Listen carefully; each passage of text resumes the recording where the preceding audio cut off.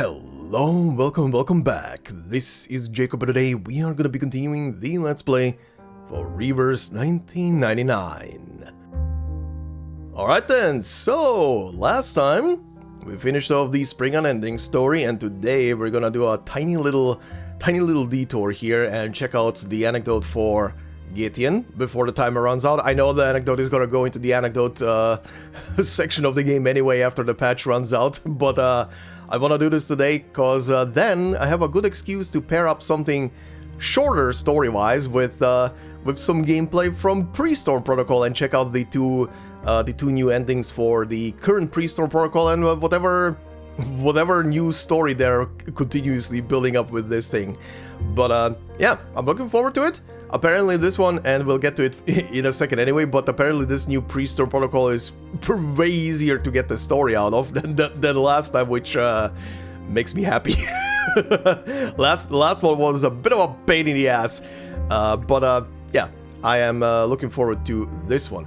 But before we get into anything, number one, apologies if I sound anything weird right now or something like that. I literally woke up an hour and a half ago. For me, it's early morning. It's 8:20 in the morning.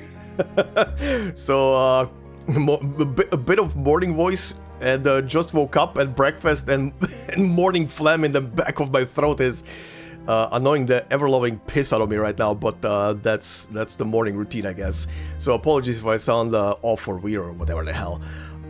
But outside of that, as I sat down to have my breakfast, I saw that the Reverse channel posted the trailer for patch 3.5. So, question here. Actually, what was the name of the patch? Turquoise something, I believe? I think. Anyway, it doesn't matter. Name doesn't matter. I did see that they posted a new trailer. I haven't watched it, of course. Question though, as always, two questions though. Number one, is it main story or is it side story? And number two, if it's a side story, can I play it? or is it something that takes place like after current main story events and stuff like that? Otherwise, if it's something like that, well, there is a lot of main story to go through. So in that case, I have other things to focus on and keep on progressing with main story. But yeah, if it's a side story that I can jump into like with this one, I would like to do it, of course. But yeah, I'm gonna eagerly be waiting for replies to see so I can make some plans. But yeah, today we're gonna be checking out the anecdote for Vertin and see what this is about. Apparently, this one is pretty much the same as the more recent anecdotes, like it's mostly just gonna be text and stuff, which fine, I guess if that is the way they're going with the anecdotes now.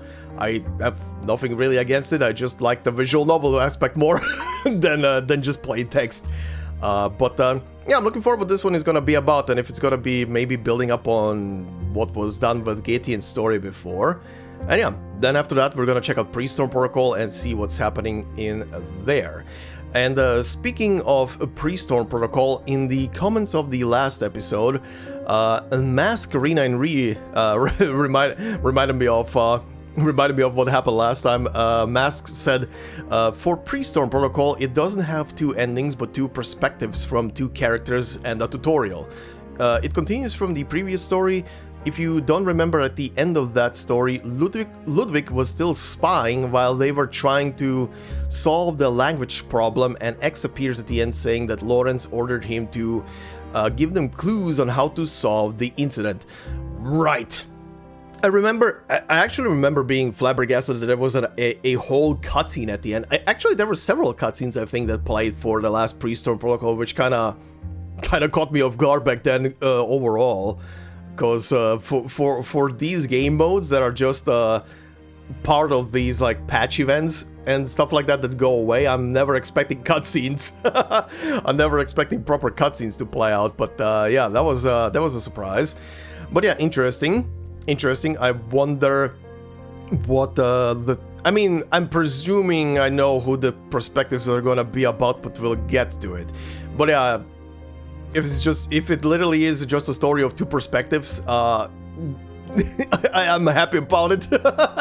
I'm happy about it. I won't have to spend hours just getting to like a higher difficulty and then suffering for like 20 minutes in a battle. And hope that I survive. But yeah, anyway, it's good that you saw the story of Aleph before starting the new story in Pre-Storm. Very curious. I'm presuming that has something to do with the Ludwig part, but we'll see.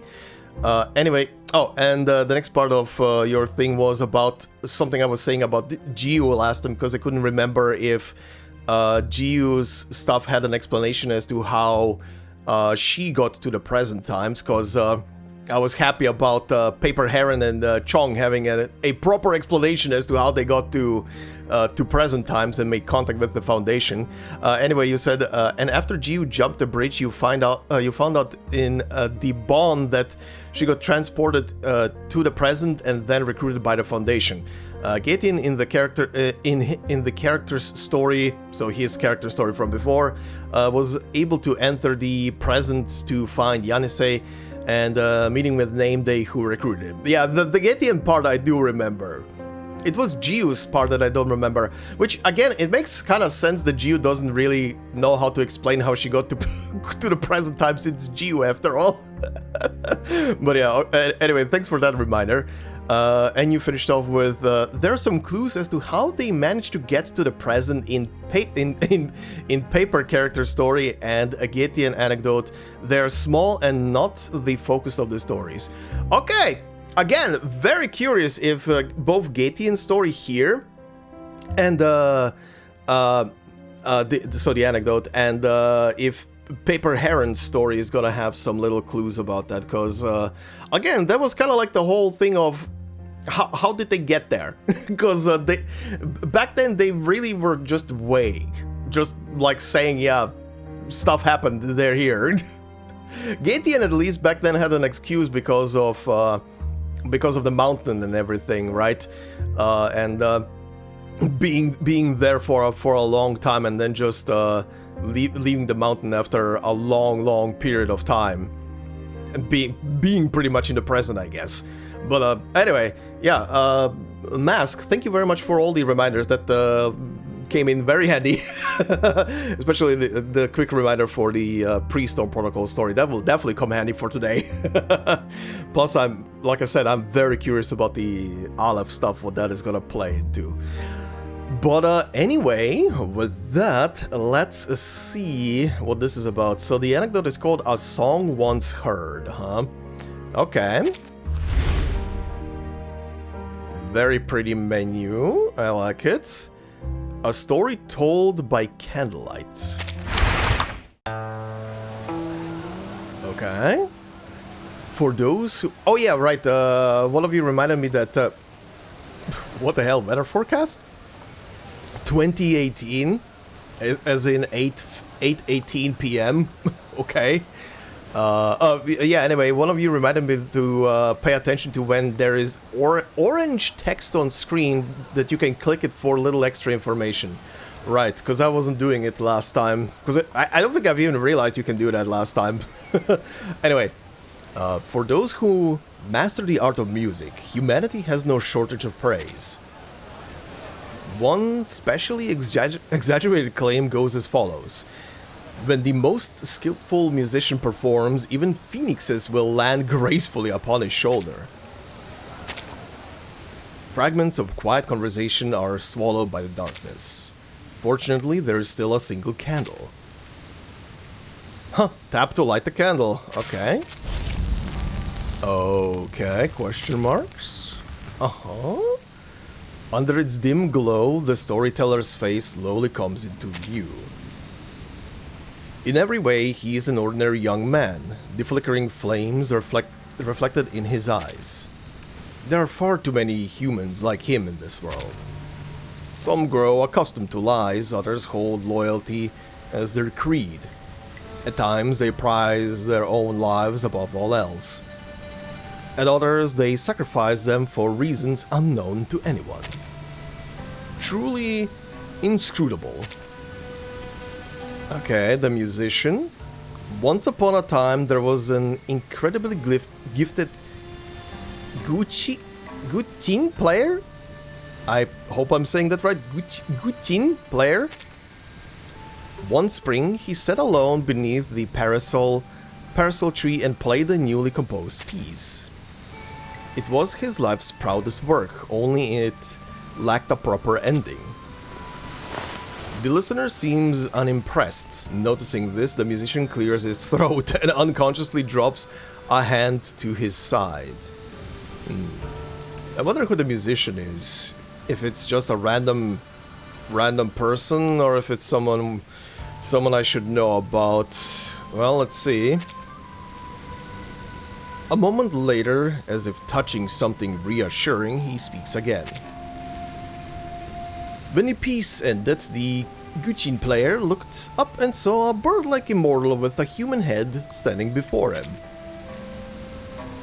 "Why do you stop playing?" he asked. The Guqin player replied, "This is as much as I've written. I'm not sure how to continue." "Then allow me to complete it," the immortal said, "and together we shall create an unrivaled score, the likes of which the world has never seen." The candlelight is too dim to reveal the listener's face, but the musician does see a finger idly tracing circles on the tabletop. Another cliched story, another tale of a frustrated human yearning for the unreachable, hoping for the day an immortal might lower their gaze upon them. How laughable. How dull. I can prove it to you. Perhaps this time will be different. A faint rustling sound. Okay, nice. Oh yeah, is this instrument the Guqin, I guess? Oh yeah, I see. It's underscored. Okay. He places something from his side onto the table and slowly pushes it into the candlelight. It's a Guqin. Yeah. An aged Guqin covered in fine cracks. The lacquer is old, but under the light it holds a shine that can only come from years spent in careful hands. Its strings tremble faintly as if an unfinished melody still breathes within them. Okay, nice. Sound effects. The musician then slides over a small knife. The listener accepts it absent-mindedly, turning it over in his hand. A rather fine Guqin maker's knife with a plain sharp blade. Okay. Oh, there we go. Jesus, why didn't he react? Try cutting the strings. The listener taps the top of the table with a knife handle in response. He extends his hand. Okay. The blade pauses on the strings. A flick. Then a slash. Tap to cut the strings. Damn, okay. Not gonna lie, I was halfway expecting that it's not gonna cut them. Utterly unexpected. A soft gasp leaves his lips as he leans in for a closer look. These strings are no ordinary black silk. Their hue is a pale blue-gray with a texture resembling feathers. They shine with a faint silvery light in the candle's glow. Okay, the musician again. The immortal and the Guqin player became fast friends. Admiring his new companion's talent, the immortal stayed in the human world. Using his arcane skill, he altered the bones of the Guqin player, along with his fate. From then on, the Guqin player's life flowed as smoothly as a stream, and his name spread far and wide. Altering one's fate through the changing of bones. The listener straightens up. He has heard such outlandish rumors before. Perhaps there is some truth behind them after all. Here before your very eyes are strings fashioned from the feathers of the immortal. The listener waves from him to continue. A divine bird descends from a mountain, a gifted human, a reshaping of destiny. It's a good story. This musician might just be the one he's been looking for, but is he good enough? Can his talent capture the attention of a divine bird? Under his audacious, curious scrutiny, the musician takes a deep breath. This is not the first time he has told the legend of the Miameng, and it will likely not be the last. The Guqin player in that story was my ancestor. Okay, curious. Very curious, alright. Huh. I wonder who the listener is. Actually, we'll see. We'll see. I have a sneaking suspicion the listener, especially the way that he was described wielding the knife, could be maybe name day. And maybe he's looking for someone who can capture Gatian's attention, potentially? Let's see. Like old friends. Very foggy. A narrow mountain path, or rather cloudy. I think this is cloudy.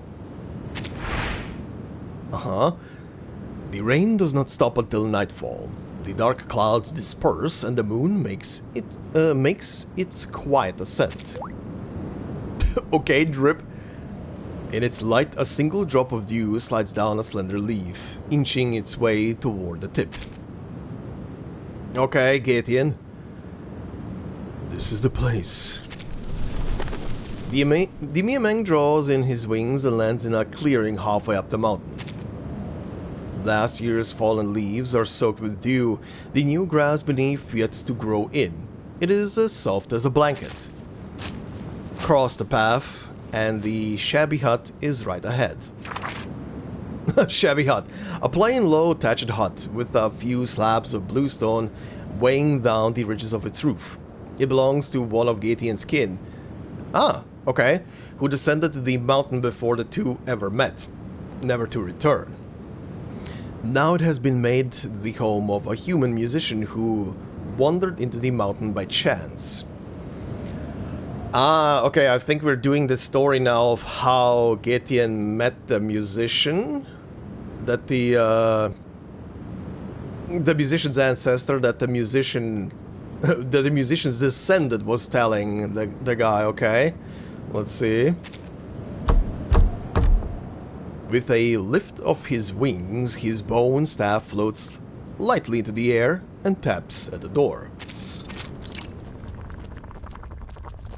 Ooh, someone's cooking something. Above the last pitiful drags of firewood, the musician sprinkles the crushed tea leaves into water drawn from a mountain stream. Even though the water only boiled once. The flame in the small clay stove slowly dims. He sighs and places down a pair of ceramic cups he fished out from some corner. They're charmingly antique, not of recent make. He fills them with the tea. A cup is pushed towards the visitor. Thank you. The Miameng does not drink tea, yet still extends a wing to pull the cup closer. On a chilly spring night, he touches a warm water.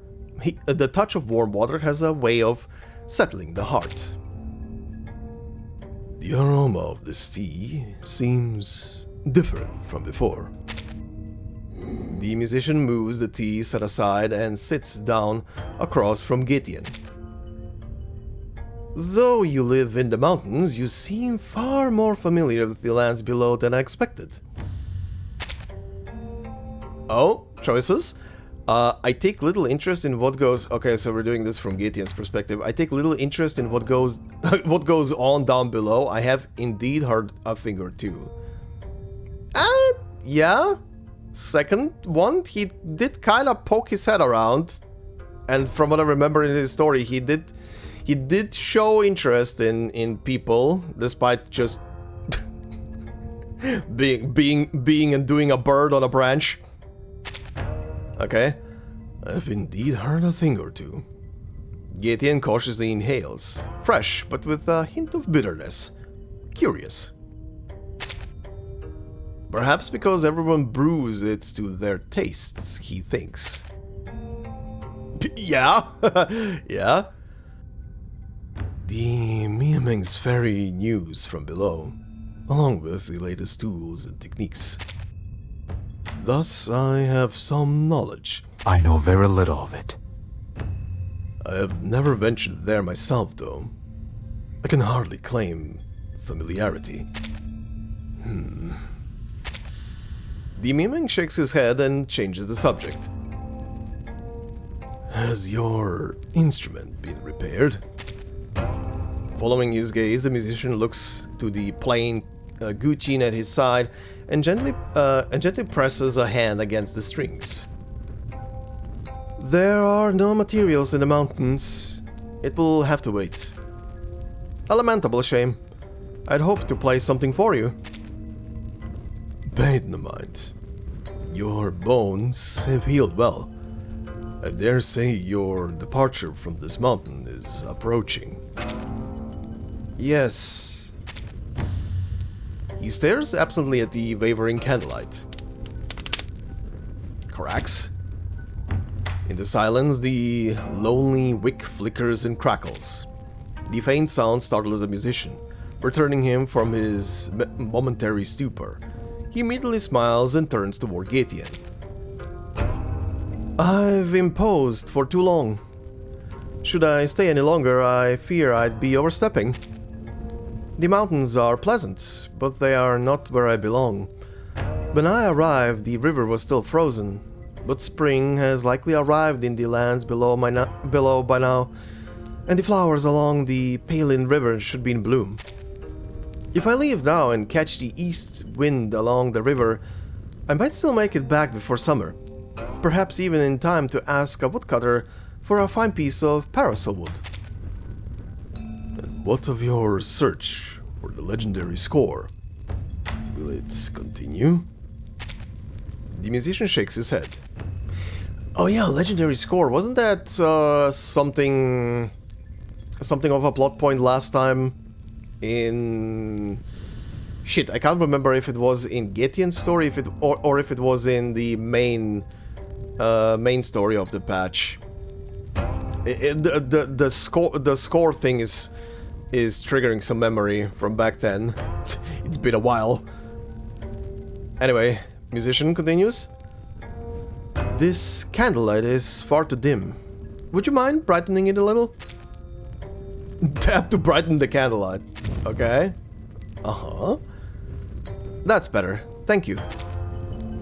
He glances at the candle, quickly looks away, and then smiles once more at the Miameng.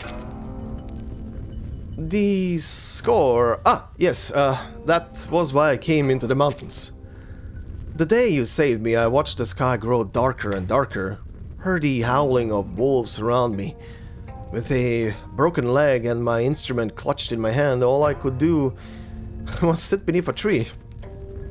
Even then, my thoughts were fixed on that legendary score.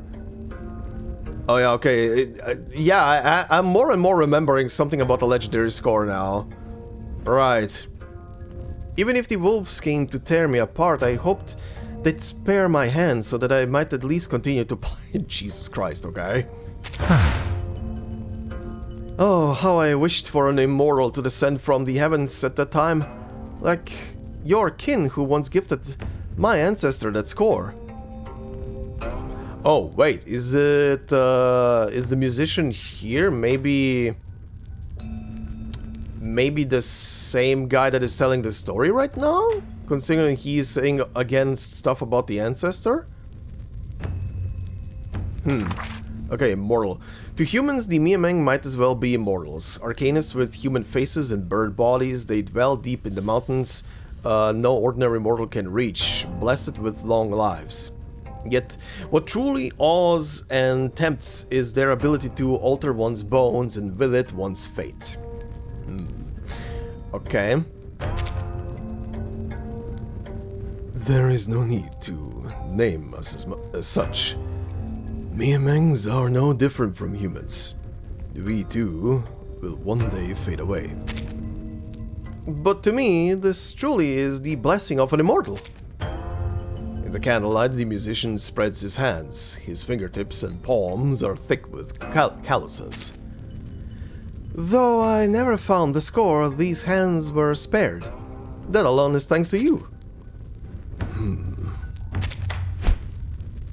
Miemeng gives an uneasy shake of his feathers. Fine, call it what you will. The musician smiles at Getian. But now that I think of it, after searching for so long, the score is probably not in the mountains, or perhaps I am simply not destined to find it. Such things can't be forced. Besides, I have already met an immortal on this journey, just as my ancestor once did. When I return and compose a new piece, who knows, it might be even greater than that one. The Miemeng thinks in silence, his talon slightly tapping the ground. You have made up your mind. So be it. But the path is dangerous at night. Calm down, I will see you down the mountain. However, there is still one place amid these peaks that may hold clues about the score. Since you will leave tomorrow, perhaps you might come tonight and see for yourself. Aha! Okay. Interesting, buddy. Where are we going with this? Echoes from the mountains. But yeah, I'm very curious if this one, if the musician here talking to Getian is the guy telling the story at the beginning of this, or if it's another one of his ancestors. Because, yeah, wasn't in Getian's story, or maybe I'm remembering the trailer. I remember something about, like ancestors of some guy that was always coming to him, like continuously appearing before Getian, as he pretty much never ages, or just slowly ages, or whatever the hell, and just sees one human after another appear with within the ancestry of his old friend or something like that. Okay. Echoes from the mountains. Oh, minigame time, okay. Perhaps some tremors still linger in the mountains, enough to gather into a melody. Short tune fragments remain in the score left in the mountain. Spend points to unlock fragments. Okay. Every note is worth a different number of points. Okay. Fill the fragment with notes. The fragment unlocks when you've accumulated the required number of points. Okay, yeah. Tone. Do, re, mi, fa, sol. Where's fa? Okay, tap notes to fill in fragments and unlock the short tunes melody. Okay, so la. And then the 3, mi. Okay, and what's this one? A 5er, sol. Play the full note.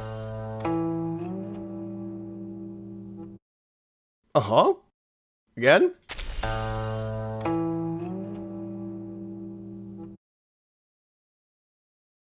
Alright, neat. Complete. Oh, do I just... Okay, you just go back. I thought I had to click that thing down there.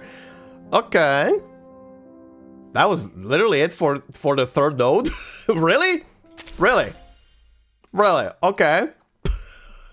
Well, that's kind of interesting. Footsteps in the snow. Alright, back to the narrow mountain path, huh? Alright. On this early spring night, in which the ice and snow have already melted, but new greenery has yet to grow, it is quiet and lonely. The musician carries his guqin on his back, following Getian along the mountain path toward the temple. From afar, they look like two springs of duckweed drifting in a boundless sea. Temple? Records of the Miemeng clan's history since their arrival in the Central Plains are kept in the Temple of Getian. If an archived copy of the last score still exists somewhere on the mountain, it may as well be there. Ah, okay, right. Alright, he did tell him that he's gonna lead him somewhere. The candlelight is barely bright enough to illuminate the ground beneath their feet. Even with the Miameng leading the way, the musician looks somewhat ragged, the night dew soaking his sleeves as he pushes through the waist-high grass. When Gideon stops once again to wait, the musician speaks up, apologizing. I'm sorry. You saved my life, for which I'm already deeply grateful, and now I'm causing you even more trouble. If it isn't right of me to put you it isn't right of me to put you through so much. Saving others is but a simple gesture. I never thought to ask anything of you in return. But you shared something with me I never expected.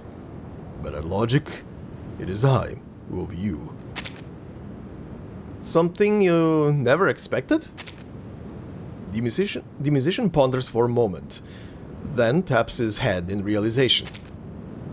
Oh, your kin who once dealt with my ancestor. After all these years, you still remember him. I suppose you were close? No. Not really. Then, at least old acquaintances? No, never. He's just denying it. You can't mean you were complete strangers. The Miameng gives a slight nod. We never met. Well... Gideon extends his wing, brushing aside a clump of white cogon grass blocking the musician's path. I'm simply curious why he... or rather, they... descended the mountain. I have read every word of every record in the temple, yet found nothing of the answer I seek. The Miameng tilts his head toward him. You come from the lands below. I'd like to hear your answer. I see. Also bringing back this music, huh? The musician suddenly understands. After you mentioned it last time, I gave it some more thought. To a Miameng, centuries may pass in a blink of an eye, while the world down below has changed beyond recognition. After so many years of retelling, the details of the story are bound to become unclear. What I've shared is all I've heard. As for any further details, I truly don't know. At least... Still, from the perspective of those below, what the story describes does make sense. He pants as he climbs another stretch of steps. Humans may differ in temperament and appearance, but in the end, everyone living in this world wants for something, and that never changes. Some seek power, some seek wealth. Some seek generational fame, others seek everlasting glory. And, of course, some seek a peerless score. He can't help but smile, pointing at himself. I risked my life climbing the mountain for it. If your kin truly lingered in the human world for the same reason, that would be understandable. Of course, this is just the superficial view of a mere mortal such as myself. And you, I mean, immortals, do they also have things they seek? This time the Miameng does not correct his choice of words. Very well. Since you've spoken frankly of your own matters, I shall also be truthful with you about my concerns. The musician lifts his head to look at him. The moonlight casts its silver glow on the Miameng's face, lost in thought. Like humans, Miamengs developed different dispositions over the years. Oh, a choice. The last Miameng to descend the mountain in memory, the first to descend the mountain in memory. Ooh, first or last? Let's go with the last one. Somber, quiet, and reserved. One had a favorite camphor tree. One, on moonlight nights, Gideon would see him standing silently on the highest branch, wings outstretched. Gideon assumed he likely wouldn't leave. And others were excessively curious. I knew one who would bring back all manner of human oddities from the lands below. oddities that would enrapture him day and night. Passing by his dwelling, Gideon had thought to himself, sooner or later, due to your decision, you've grown more confused. You've grown more confused. Okay. I guess the decision I made up there. Okay. And some Miamangs were mischievous and fond of pranks. One such bird loved to laugh. Gideon can't recall his face, only his crackling when he startled his kin by suddenly flying up from below a cliff. Later, they all descended the mountain, never to return. All I recovered were their bones. Bones that gave me no answers. However, I read of where they went after leaving the mountain, whom they met, and the places they passed. But, the Miamang hesitates, his feathers trembling slightly. I still do not know why they left. It doesn't sound completely unsolvable, though. The musician pushes aside a clump of mugwort and takes a deep breath. He smiles at Gideon. Life in the mountains may be peaceful, but your kin must have longed for something important deep in their hearts. Important enough to give up their longevity. Longevity. For those below the mountain, it is often a pursuit, but to your kind, it's merely a bargaining chip to be exchanged. In the lands below, some work to preserve life through any means, no matter how shameful. Yet there are also those willing to sacrifice themselves for something greater. As for what that something is... The musician thinks it over again and again, then shakes his head. I'm not sure that. Well, I am but a human from below. I can't possibly grasp the Miamangs in the mountains. How the Miamangs in the mountains think. He adjusts the kuchin on his back. The instrument is nearly too heavy for him to carry. Fortunately, the temple is just up ahead. Okay. Oh, back to the music, huh? Yeah. Let's see. Some fragments contain existing notes. Okay. Oh, okay. So pair it with the rest of the points. Existing notes cannot be removed, but they count toward the points. Okay. First off, I need the big one. So La. Okay. So Do is in place. Re. And another Re.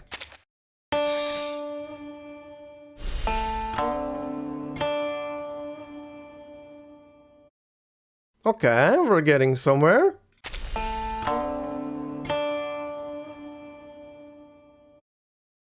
You know, it's just crossing my mind, but if by the end, all of these minigame melodies are not going to be placed into like one seamless melody, I'm gonna try and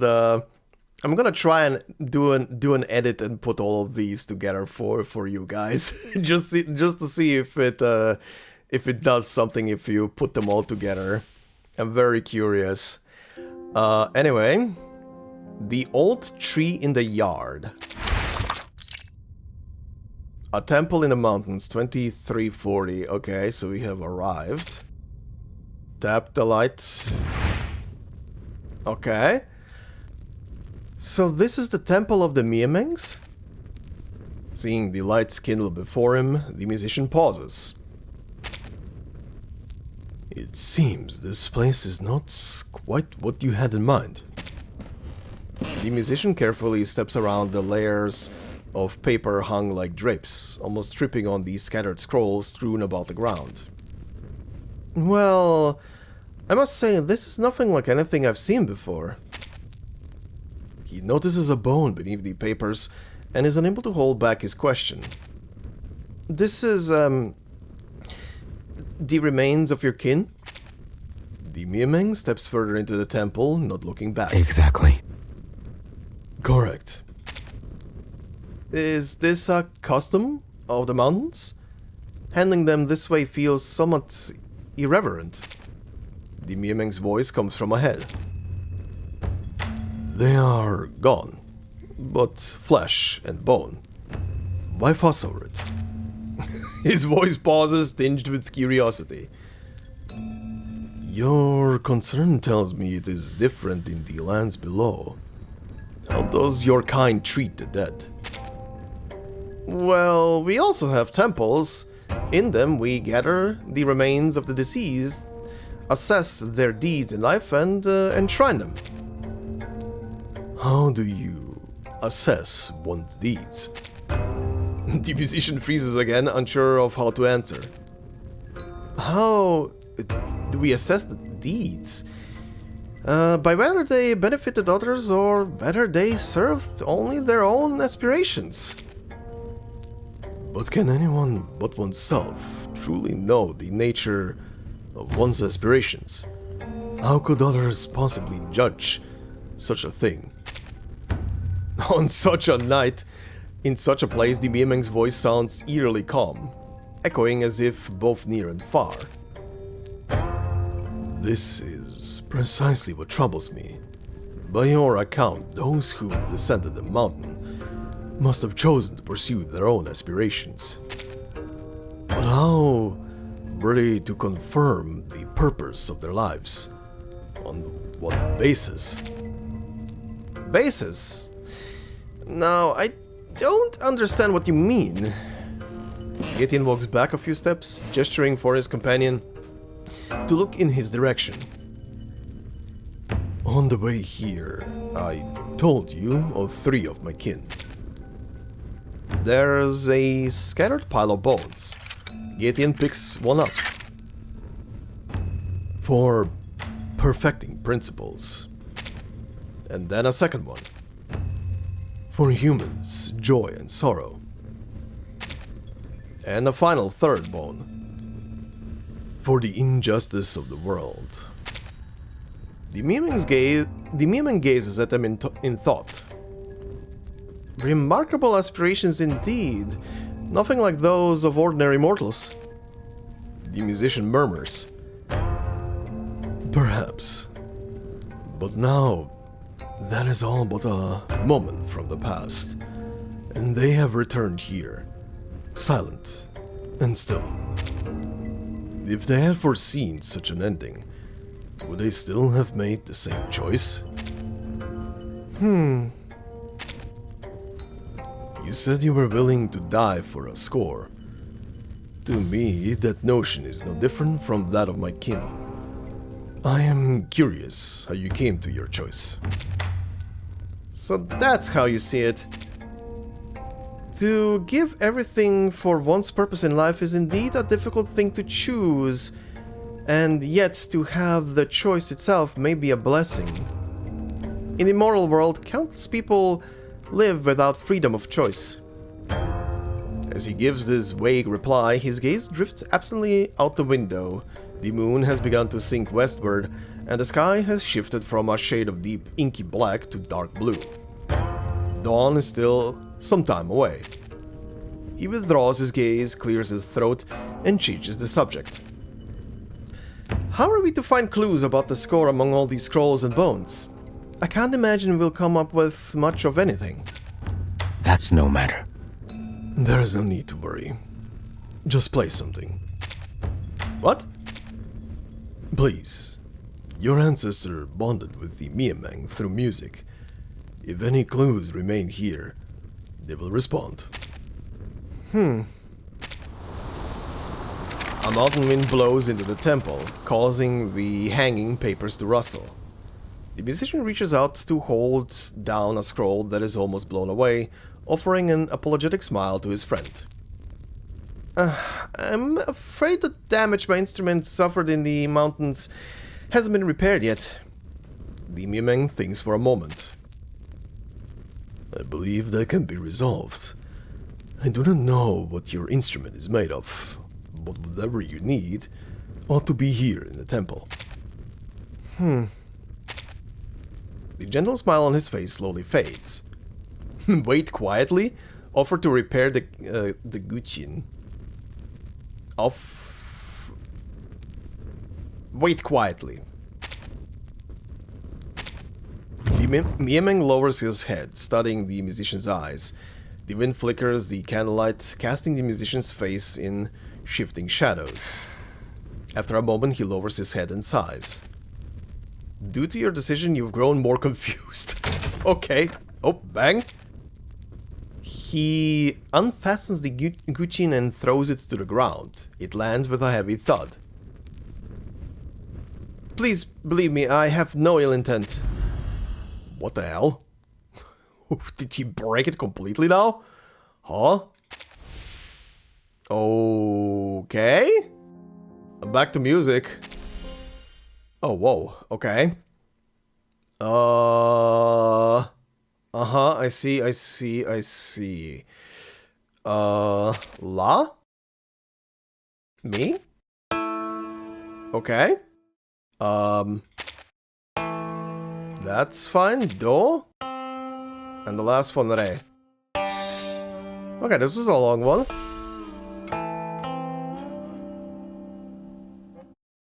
Okay. Interesting. We're putting something together. He who has gone astray. Okay, so what is happening? Where did he break it?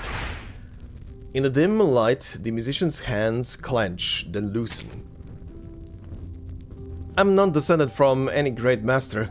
I'm simply the son of a guqin maker. My family made a living this way for generations. Ah, I see. Okay, so... Huh, interesting. Why would he be interested in the melody then so strongly? For fame? Maybe? If he can't play it, then yeah... If he can't play the melody himself, then the melody has no personal meaning to him. The only thing it could mean to him is... fame? Yeah, he says to himself, but I'm a fraud. At times, the musician recalls the desolate gate of his hometown, the scent of bamboo leaves and parasol wood, and similar memories that scatter away like wood shavings. Under the shaded eaves, his father once told him the tale of their ancestor meeting a divine bird. And so he said he wished to learn how to play the guqin. His father laughed, then gently stroked his hair. He did indeed have hands suited for the strings. Back then, they called him Little Phoenix. Okay. They called him Little Phoenix, and he was doted on like a beloved princeling. But his father left far too early. All that truly remained for him were a few absurd stories, ambitions with no clear direction, and a parasol guqin missing its strings. As you can see, I can't really play the instrument. Not properly. I know the materials of the strings and soundboard well enough, but I never had the chance to spend much time learning to use them. The young fraud took stock of all he owned. The story was well prepared, and the parasol was a rare piece of fine wood. All that was missing was a miracle people could believe in. The musician found a Western merchant who sold arcane materials and discovered that miracles were cheaper than he'd thought. Fireproof cloth, the mane of a divine steed, and silk as tough as jade. Oh, tap to string the instrument.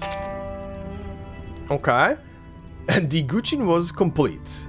One so beautiful it almost looked as if it were really made from a divine bird's tail feathers.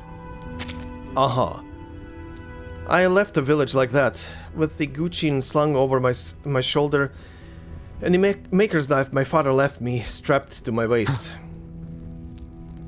Okay. The Miemeng is a little surprised but does not interrupt. There are always people willing to pay a hefty price to glorify their households with stirring legends. So the story was retold from his lips 1,000 times, polished into something extraordinary and complete. And yet the instrument has remained forever silent. An immortal's blessing, a peerless score, a prodigious young musician.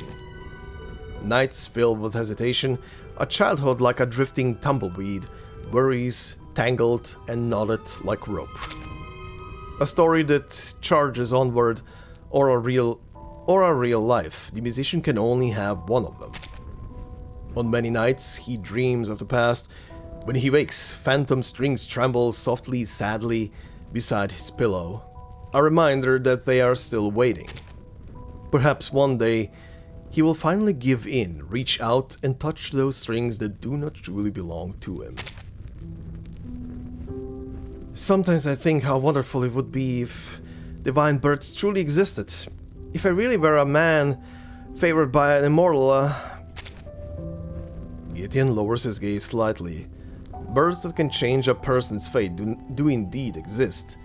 Yet for a Miameng, this is a melody that can only be played and cherished once.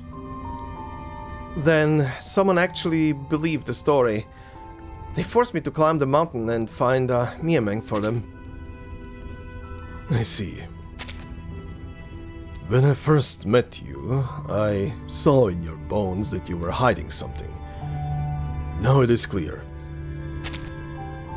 Actually, this is a good point, yeah, right. Considering that Gideon can read a person's bones, it's actually hitting me now that, yeah, I'm surprised that he didn't realize that the guy's a fraud.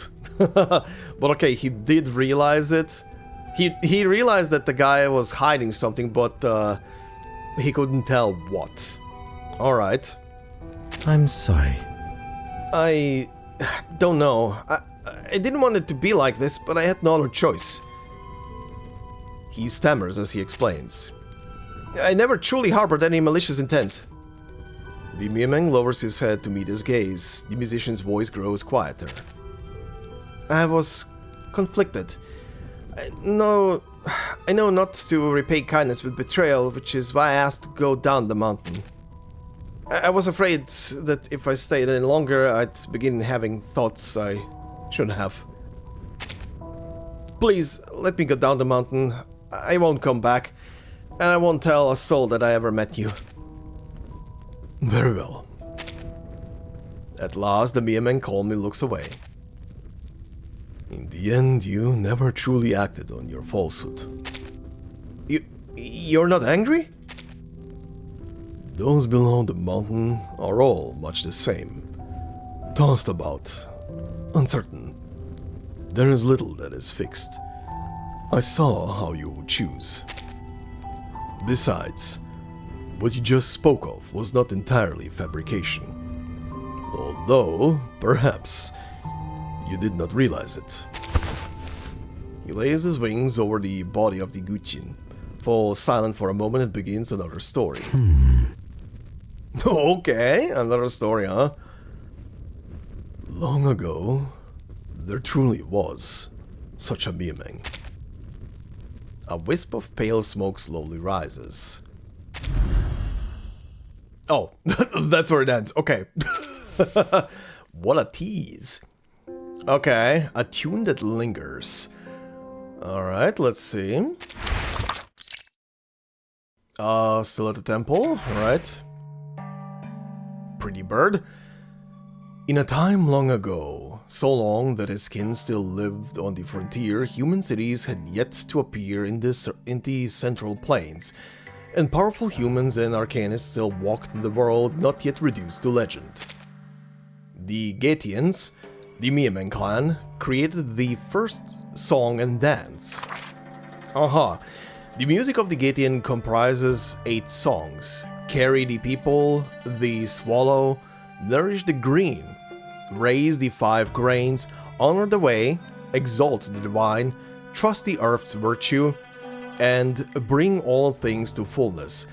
Also very interesting, honor the way.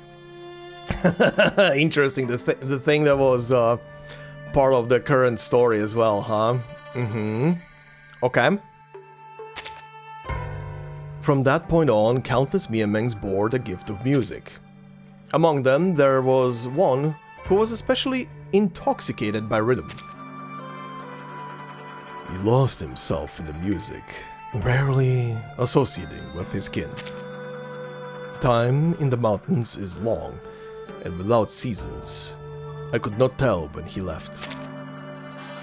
To a Miamang, 1,000 years pass in a moment. Come to think of it, how many years have I myself spent in these mountains?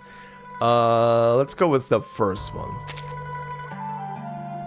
So to a Miamang, 1,000 years pass in a moment.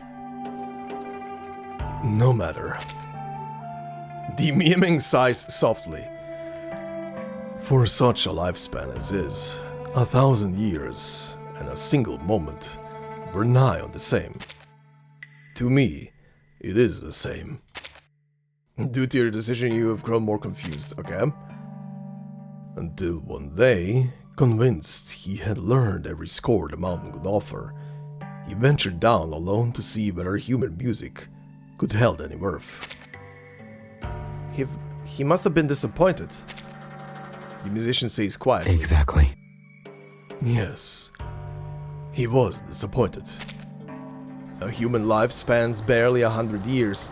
Strip away the days of ignorant youth and helpless old age, and what remains is only a few fleeting decades.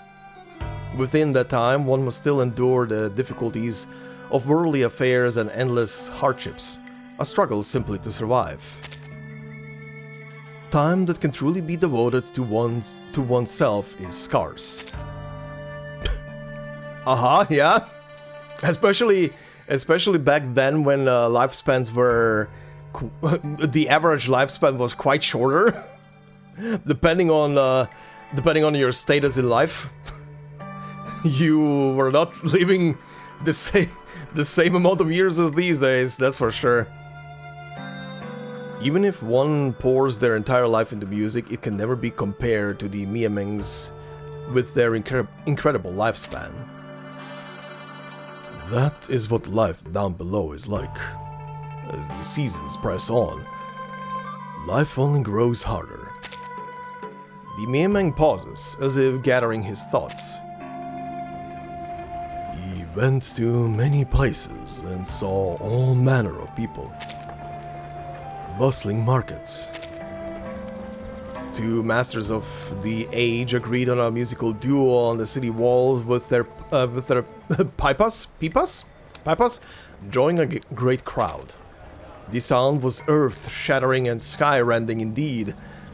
Yet the Miamang remained bored, believing that something was still missing. Banquets of princes and nobles.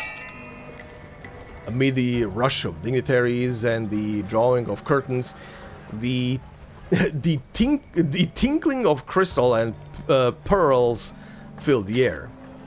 On a rooftop not far away, the Miamang watched with a tilted head. A man in a tall crown rose from his seat, bowed deeply, then lifted his head and played the guqin, less a song than a soliloquy of grievances. When the melody properly began, an uproar broke out among the guests. Someone drew a sword, another turned away with a very sigh. Before the turmoil reached him, he turned and left. This was the poise of scholars, not the devotion of a musician. And households where music was passed down through both instrument and song. The Miamang recalled a towering courtyard tree, an arm's span thick, much like the one near his mountain dwelling. It was a lonely courtyard filled with the scent of herbs. Its owner often sat there, holding a guqin, unmoving, until the moon sank in the west. The Miamang heard the owner's faint sigh. What a pity. So brief, after all. He thought if heaven had granted her 30 more years, perhaps things would have been different. And at first light, he left that verdant courtyard behind. A light breeze passes, and the candle flame suddenly wavers, bringing the musician back to his senses. You mean he never altered a human's bones? He murmurs. Of course. Immortals have their own affairs. Why would they concern themselves with the lives of mortals? No. That was not the case. Years later, the Miamang resolved to return to the mountains. feeling his worldly travels were finished, only to encounter a torrential downpour that covered the land in darkness and turned plains into rivers. So he stayed one day longer. The next morning, beneath a parasol tree, the Miameng met a young man in passing and heard a short tune he had never heard before. The melody was free and wild, hardly a proper composition, yet it brought tears to his eyes. Unable to resist, the Miameng stepped forward to speak with him. The youth humbly said he had no talent for music and that he simply enjoyed plucking the strings for amusement during idle moments. Okay. Okay, I see. Basically, the guy is basically playing a melody from his own heart, in a sense. Like, nothing rehearsed, nothing restricted, nothing by the numbers, essentially. I guess. Okay. He asked the young man's background and learned that he was just a local gucci maker. A gucci maker? A gucci maker? He repeats it twice under his breath, then suddenly stands up. If that's the case, how is it I've never heard of a great musician among my ancestors? If a Miameng truly altered his fate, why have we, generation after generation, done nothing but make guchin? Because it was just a simple tune. Utterly unremarkable. Utterly unremarkable. The Miameng couldn't help but drink in the phrase himself. What moved him was, in fact, something utterly unremarkable. There was no earth-shaking event that followed. The young man who played the guchin was destined to die young, and so the Miameng merely wished him a good life. And all his desires came true. That was all. But he still cannot believe it. The music that drew an immortal's favor was nothing more than a casual trifle he himself could produce on a whim? If it was that simple from the beginning, then what was the point of all his fabricated achievements? Gaten gives no immediate answer. Instead, he lifts a wing slightly, and the broken guchin, once treasured, now tossed away, floats into the air.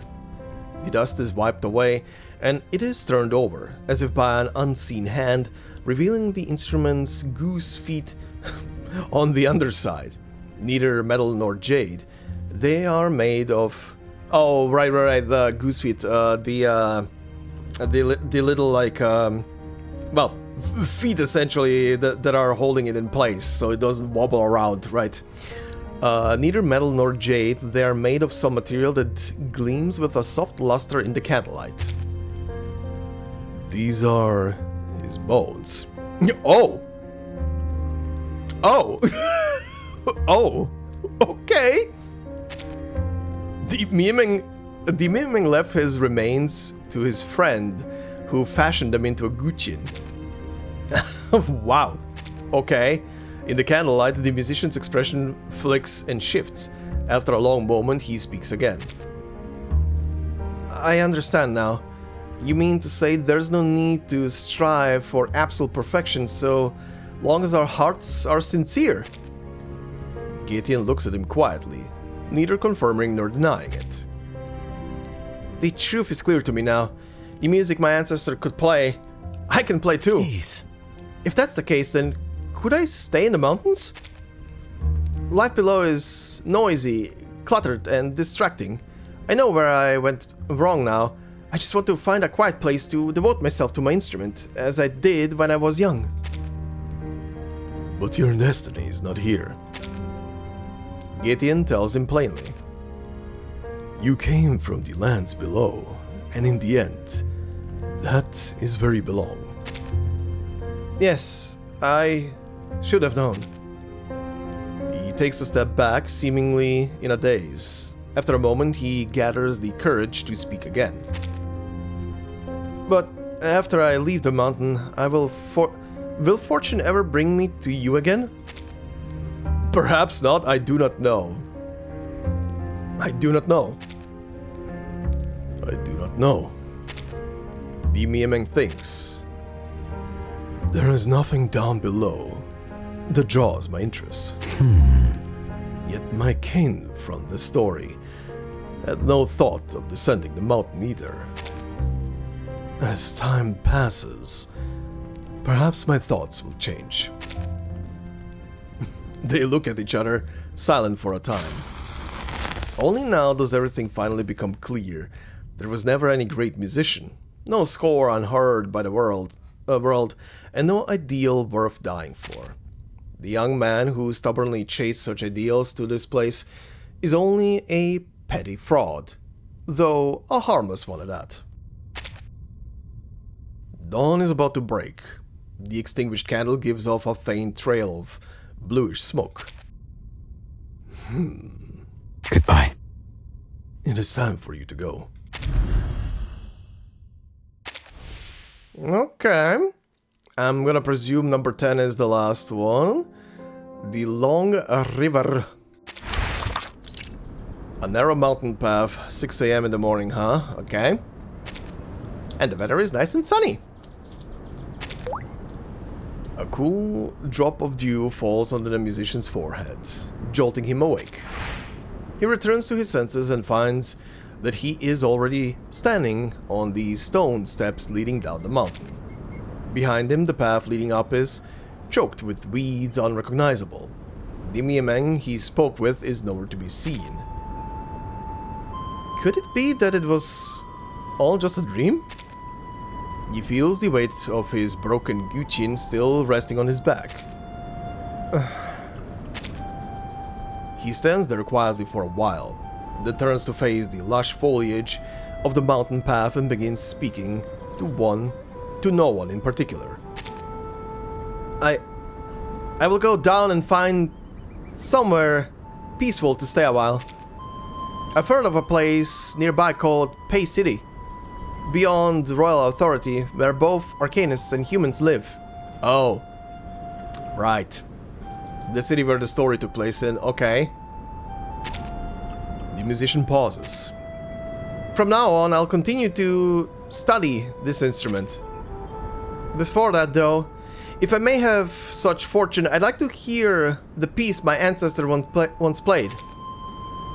He hesitates, holding his breath while he waits.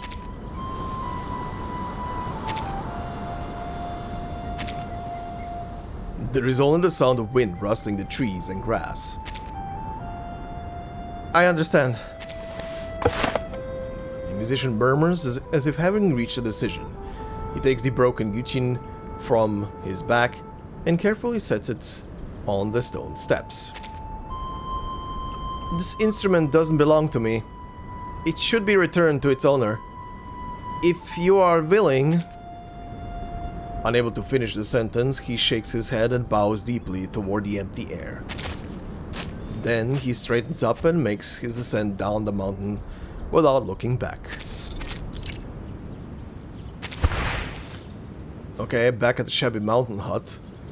The Miemeng's wings give a slight tremble as the newly repaired guqin settles onto the table. The fracture has been properly mended with an arcane skill, leaving behind only a faint seam. It truly is a fine instrument.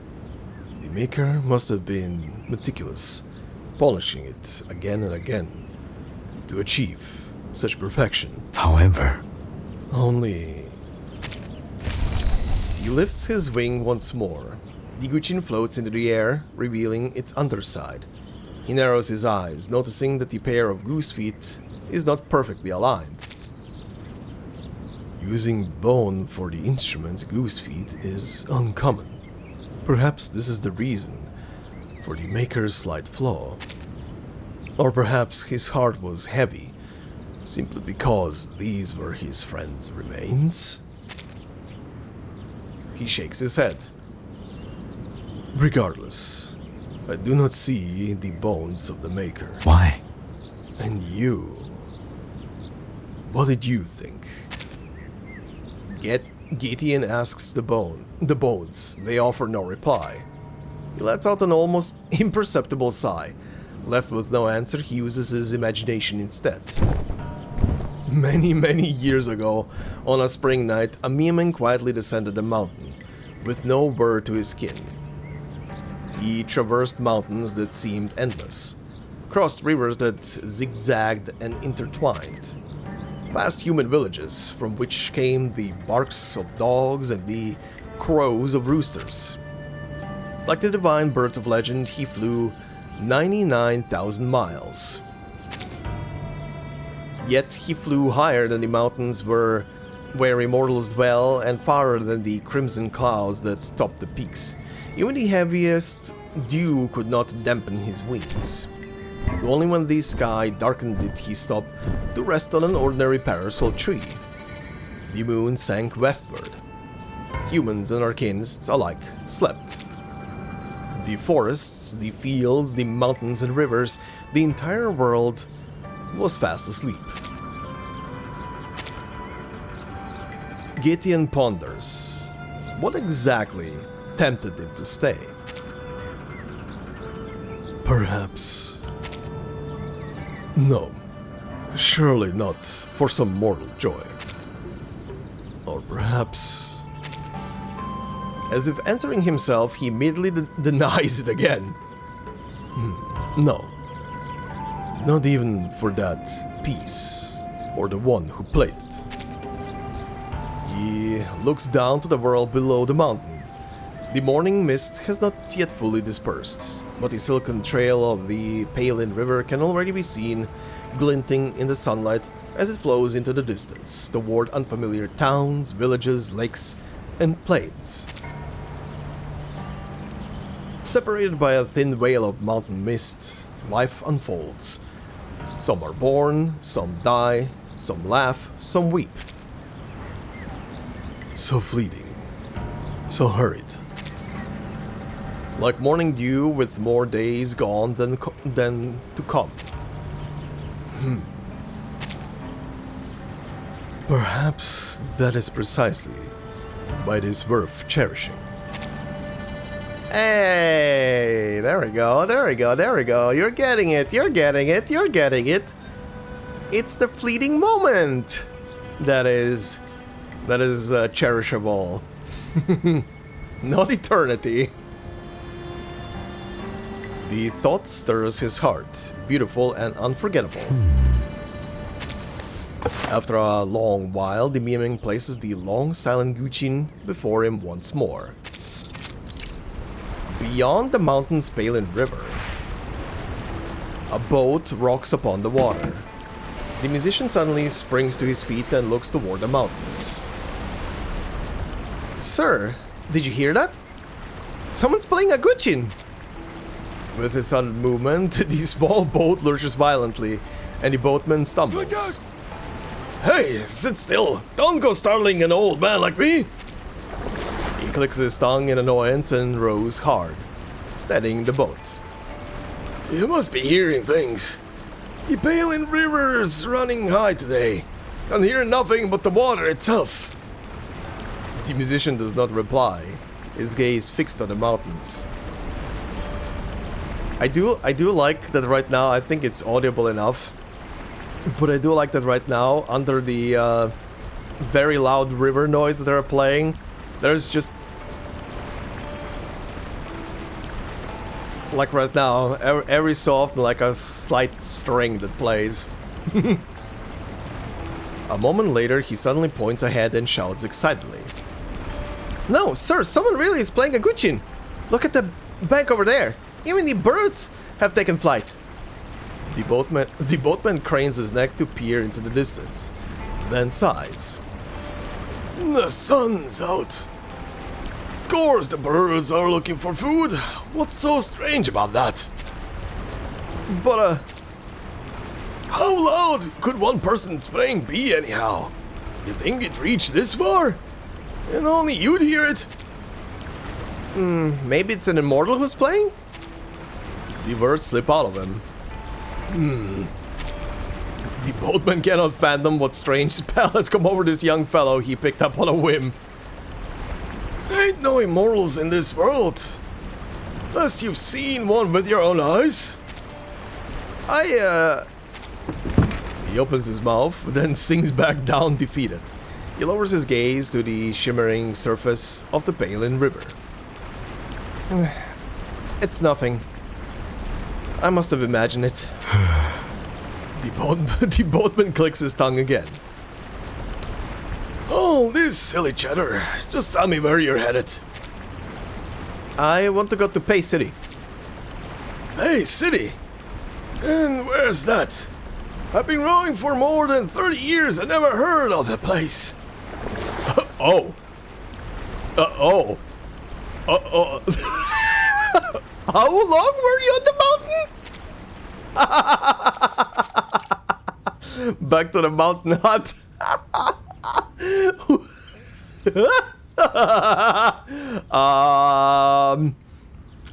Okay. Okay. The story takes a different turn due to your choice. Oh, okay, so this is now playing out differently? Okay, let's see. And yet this is no illusion. A cool breeze brushes past the Miameng's wings and over the faintly vibrating strings. It is another very, very ordinary tune, hesitantly played for the first time. Okay, tap to play.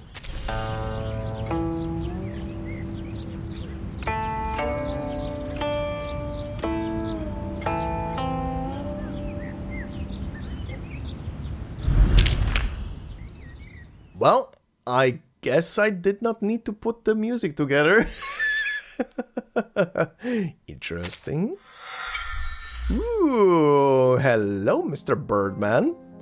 Okay, that's a very nice one, I guess. So now he is playing the Guqin. I can't remember because I don't... Yeah, I don't have him. Or do I have him? I can't remember right now. But anyway... I don't think, alright, I can't remember, no, he uses the bone pen, right? Does he have the Guqin with him in something? I can't remember right now, honestly. Alright, well, I have, oh, I got ending 2, okay, so there is ending 1, huh? Well, let's... see. Actually, just so I'm not stumbling forever, let me see if there is something online that I can just follow for ending 2 and get ending 2 very quickly, and then we can see how that ends. Okay, I'm just gonna give this a shot and I'm gonna select like first option every single one of these choices that were that were on these stages. So let's see. I take little interest in what goes on down below. I think I selected this anyway. Yeah, no, actually I did not select this anyway. Takes a cautious sniff out the tea. Okay, take little interest. Does it lead to anything in this text? But my kin left behind many records. I think this is the same thing. Yeah, I think this is the same thing. Okay, next one. What was this one? The last Miameng to descend the mountain in memory. Oh, that is the thing I selected last time. Okay, so this is the same. Moving on. Okay, wait quietly again. Is this gonna lead to anything? To a Miameng 1,000 years pass in a moment? I think this is also the same thing. Oh, and right, this also has perhaps not. Right, this was where I selected I do not know. What was the text before that? After I leave the mountain, will fortune ever bring me to you again? Perhaps not. As you can see, the path of the Miamengs was cut off centuries ago. They left one after another, and now... Gideon shakes his head. I'm the last of my kind, and there is nothing down below that draws my interest, perhaps. Okay. Okay, and that is the decision locked in. Okay, let's see if this is gonna lead to something else. Okay, let's see. Is this leading to something else? The Miameng lays his wings over these strings and it remains silent for a long time. Down below. Finally, he puts the Guqin away. Oh, this is definitely different. The Miameng continues continues awaiting an answer. Perhaps one day, he thinks, it will be another spring, another winter's night, another utterly ordinary day. Somewhere else he will hear another song and stop for it. There he will find the answer he seeks. One day he will encounter it. One day. Okay, this was different. Yeah, this is the other ending. Okay. Huh. Okay, so ending 1 doesn't have a picture. That's actually very interesting. So ending this actually shows me where the branching decisions are. But yeah, interesting. Or rather, maybe both endings get the same picture the first time you get them. Okay, interesting. Interesting, but yeah, that is it for Gideon's little anecdote. So that's I would say this is, I guess, the story that leads him to leave the mountain then properly. And considering what was hinted there with the guy when he found the old man escorting him with a boat just now, it seems that he is definitely in another time. that spending time on the mountain has potentially either influenced. Actually, right now, sorry, I'm just noticing I can actually see the little branching paths up here as well. I didn't even notice that before. It's blending in with the background. But yeah, seemingly, I guess the guy being here on the mountain somehow got either transported forward in time, or something, or time just passes very weirdly differently on the mountain itself. Could also be, right? Huh. Yeah, this mountain is definitely some kind of central focal point of this whole weird shenanigans that is going on here. Either because of the Miamengs living there for centuries, and having this mountain as their realm protectorate or whatever the hell, similar to our dear and number geniuses on the island, right? And a Heron, or it's something completely different. But yeah, it's interesting. It's interesting. It's definitely something is going on with this mountain that is doing some weird bullshit to anybody who is here for a long while or even short while. But yeah, that was the anecdote for Gideon. Now for something completely different. Pre-storm protocol. Alright, let's see what we get this time. Start simulation. Right? Gallery? What do we have? Okay, this is the event. Looting. Oh, interesting.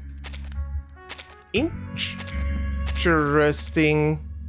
This is... Oh, this is actually... Wow. So this is from before. This is logged in from before? Huh. Past and present. Okay, present is gonna be probably the new shit. Okay, actually, is this a recounting of stuff that happened so far? And there are 4 endings. Okay, I'm guessing 1 is the tutorial. 1 is probably to fail a run. And the 2 are gonna be then choices. Okay.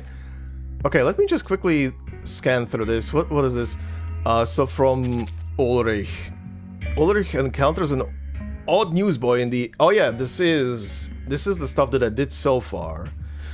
Newsboy in the pristine grassland. The boy is warning passerby that the storm is coming. To find out more, Ulrich brings him back to the Silver Sanctuary. The boy says he heard the news from a mysterious girl. She was last seen at the Foundation camp in the Darkened city, but when Ulrich arrives, the camp is overrun by Krait's gang and the girl is gone.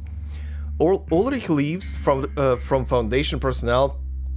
Learns from Foundation personnel that the girl was last seen in the Velvet Forest. After a long search, he finds her and persuades her to join this Silver Sanctuary.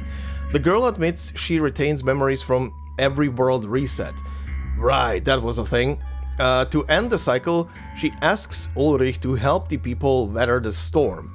Ulrich finds the Xeno camp in the howling snowfield and offers help. Ulrich helps the camp repair its communications and learns a soldier on duty found a Crates gang base. Ulrich helps clear it out. This is from last time. Okay. The girl praises Ulrich's efforts and recalls a researcher she met in the Dusky Badlands. Ulrich finds the researcher, whose work aligns closely with the team's. The scholar joins the Silver Sanctuary to uncover the truth.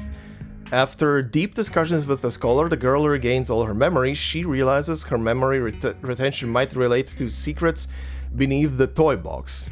In the Serene Bay, Ulrich finds a delicate combination log. He asks Enigma to open it, but Enigma disapproves, and they part ways. Okay. Enigma? Let's see. Enigma returns to the Silver Sanctuary, now plunged into chaos. To fix the box world, Ulrich suggests heading to Laplace to find the girl who once predicted the storm. There, Enigma finds her and proposes building the language tower. Right. Priestess calculations show that the tower at Laplace requires a large quantity of research nodes. After much effort, Enigma gathers the research nodes and officially launches the language tower project. One tower isn't enough to resolve the chaos. Enigma heads to the safe haven, argues with the Foundation. Enigma's normal state of being arguing. Argues with the Foundation officials and gets the language tower project approved. After half the language tower project complete, Enigma travels to District 72. After solving the Xeno officer's problem, they agree to build a third language tower. Only one language tower remains. Enigma heads to the edge of the earth, where unexpected acquaintance awaits. Right! Sister dearest. Right, I remember that very clearly. To complete the final tower, Enigma travels to the edge of the earth. Despite the difficulties encountered, with everyone's help, the last language tower is finally built and the box crisis is averted for the time being. Okay, that's very nice that this stuff is logged in here, because it's definitely coming in clutch to remind myself. Wonder theory, passive tree, map pack. Interesting. What is this? Laplace chip. Humanitarianism. Right. Upon entering a region, reveal the location of all assistants. Right. Passives. More passives. Okay. Well, let's start. Oh shit! Cutscene. In the toy box. A flashback cutscene. Wait a second, Researcher Regulus. What? You say you're planning to do what now? Complete my 232nd and 233rd weekly performance indicators. OBS. Fuck's sake, Regulus. You see, I've got to finish my report on applications of optical arcane skills and architectural defense systems, then meet with 37 in exactly 5 hours to discuss launching a universal algebraic geometry curriculum. Jesus Christ, what the hell? You're actually doing shit, holy hell. This is the third time you've asked me this, Mr. Ulrich. Some kind of new employee evaluation protocol? Can't believe I'm saying so, but I think I prefer the logic puzzles and mathematical riddles. What? Evaluation? Logic? Riddles? Researcher Regulus? But you said you found them all. What was it? Crushing boar? A boar? Hadn't we reached a consensus? There's nothing more rocking in the world than thorough mathematical analysis. What the fuck? What? Regulus? The report is nearly complete. Only the final line of conclusions remains blank. Agitated, the ferrofluid inside his head flickers rapidly. He picks up his pen, then sets it down again. Oh, that is X, okay. Mr. Ulrich? The cheerful young man pushes the door open and enters with light steps, realizing too late that his interrupted Ulrich's train of thought. Sorry, are you busy? I can come back later. No. No, I've been staring at this pile of paper long enough. Perhaps if I leave it alone long enough, it'll absorb some part of my arcane energy and become an awakened that can write itself. You wish. X blinks with interest. On that particular topic, I think I remember someone in the biotechnology team once tried to create an awakened that was entirely devoted to loving work. But they abandoned the project after concluding that you were already the prime specimen.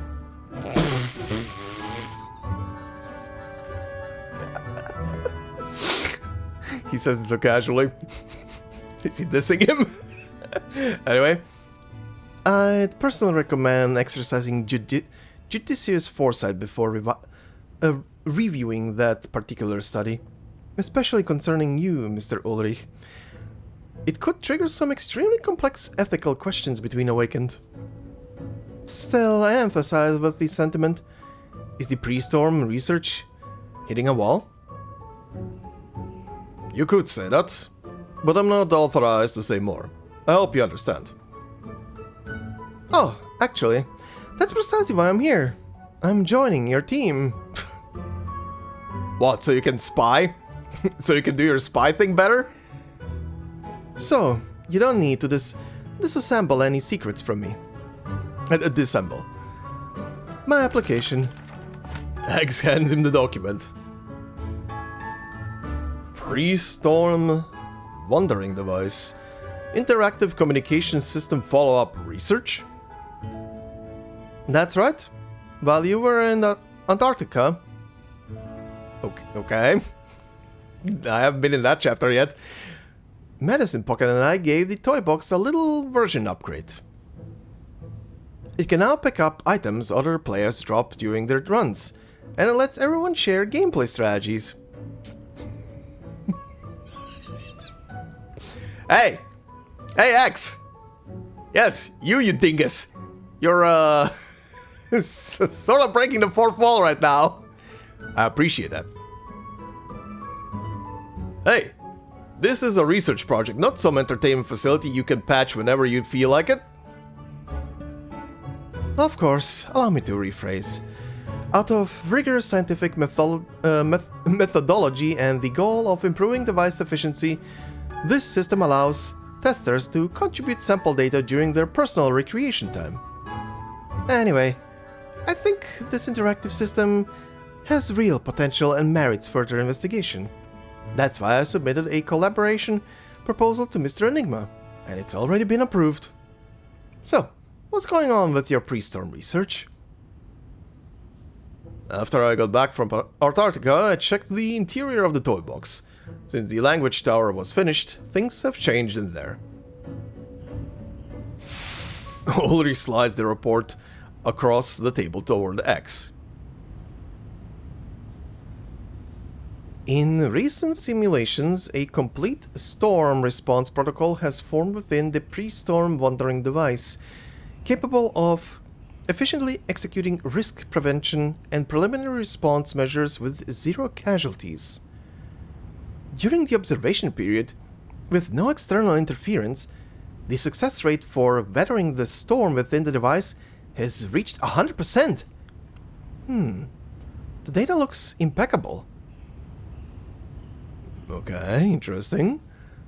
This report should be thorough enough to capture the attention of the higher-ups. What's still bothering you? The Raven, Ludwig's piece, established a new order inside, and everyone else's thinking seems to have been influenced by the new order and the language tower. Can you imagine? I encountered regulars who loathed mathematics instead of Dr. Pepper. Oh, that's what's going on. Okay. Okay. A Vinsong who abandoned the study of ley lines and focused on arcade material research. Jesus Christ. And a medicine pocket who hadn't chewed through a single piece of lab equipment. Okay. Everything progresses smoothly according to indicators and schedules. Every employee strictly follows the orders from above. Devotees devotes all their energy to research and works at maximum efficiency. So, everyone is committed to their research and behaves rationally.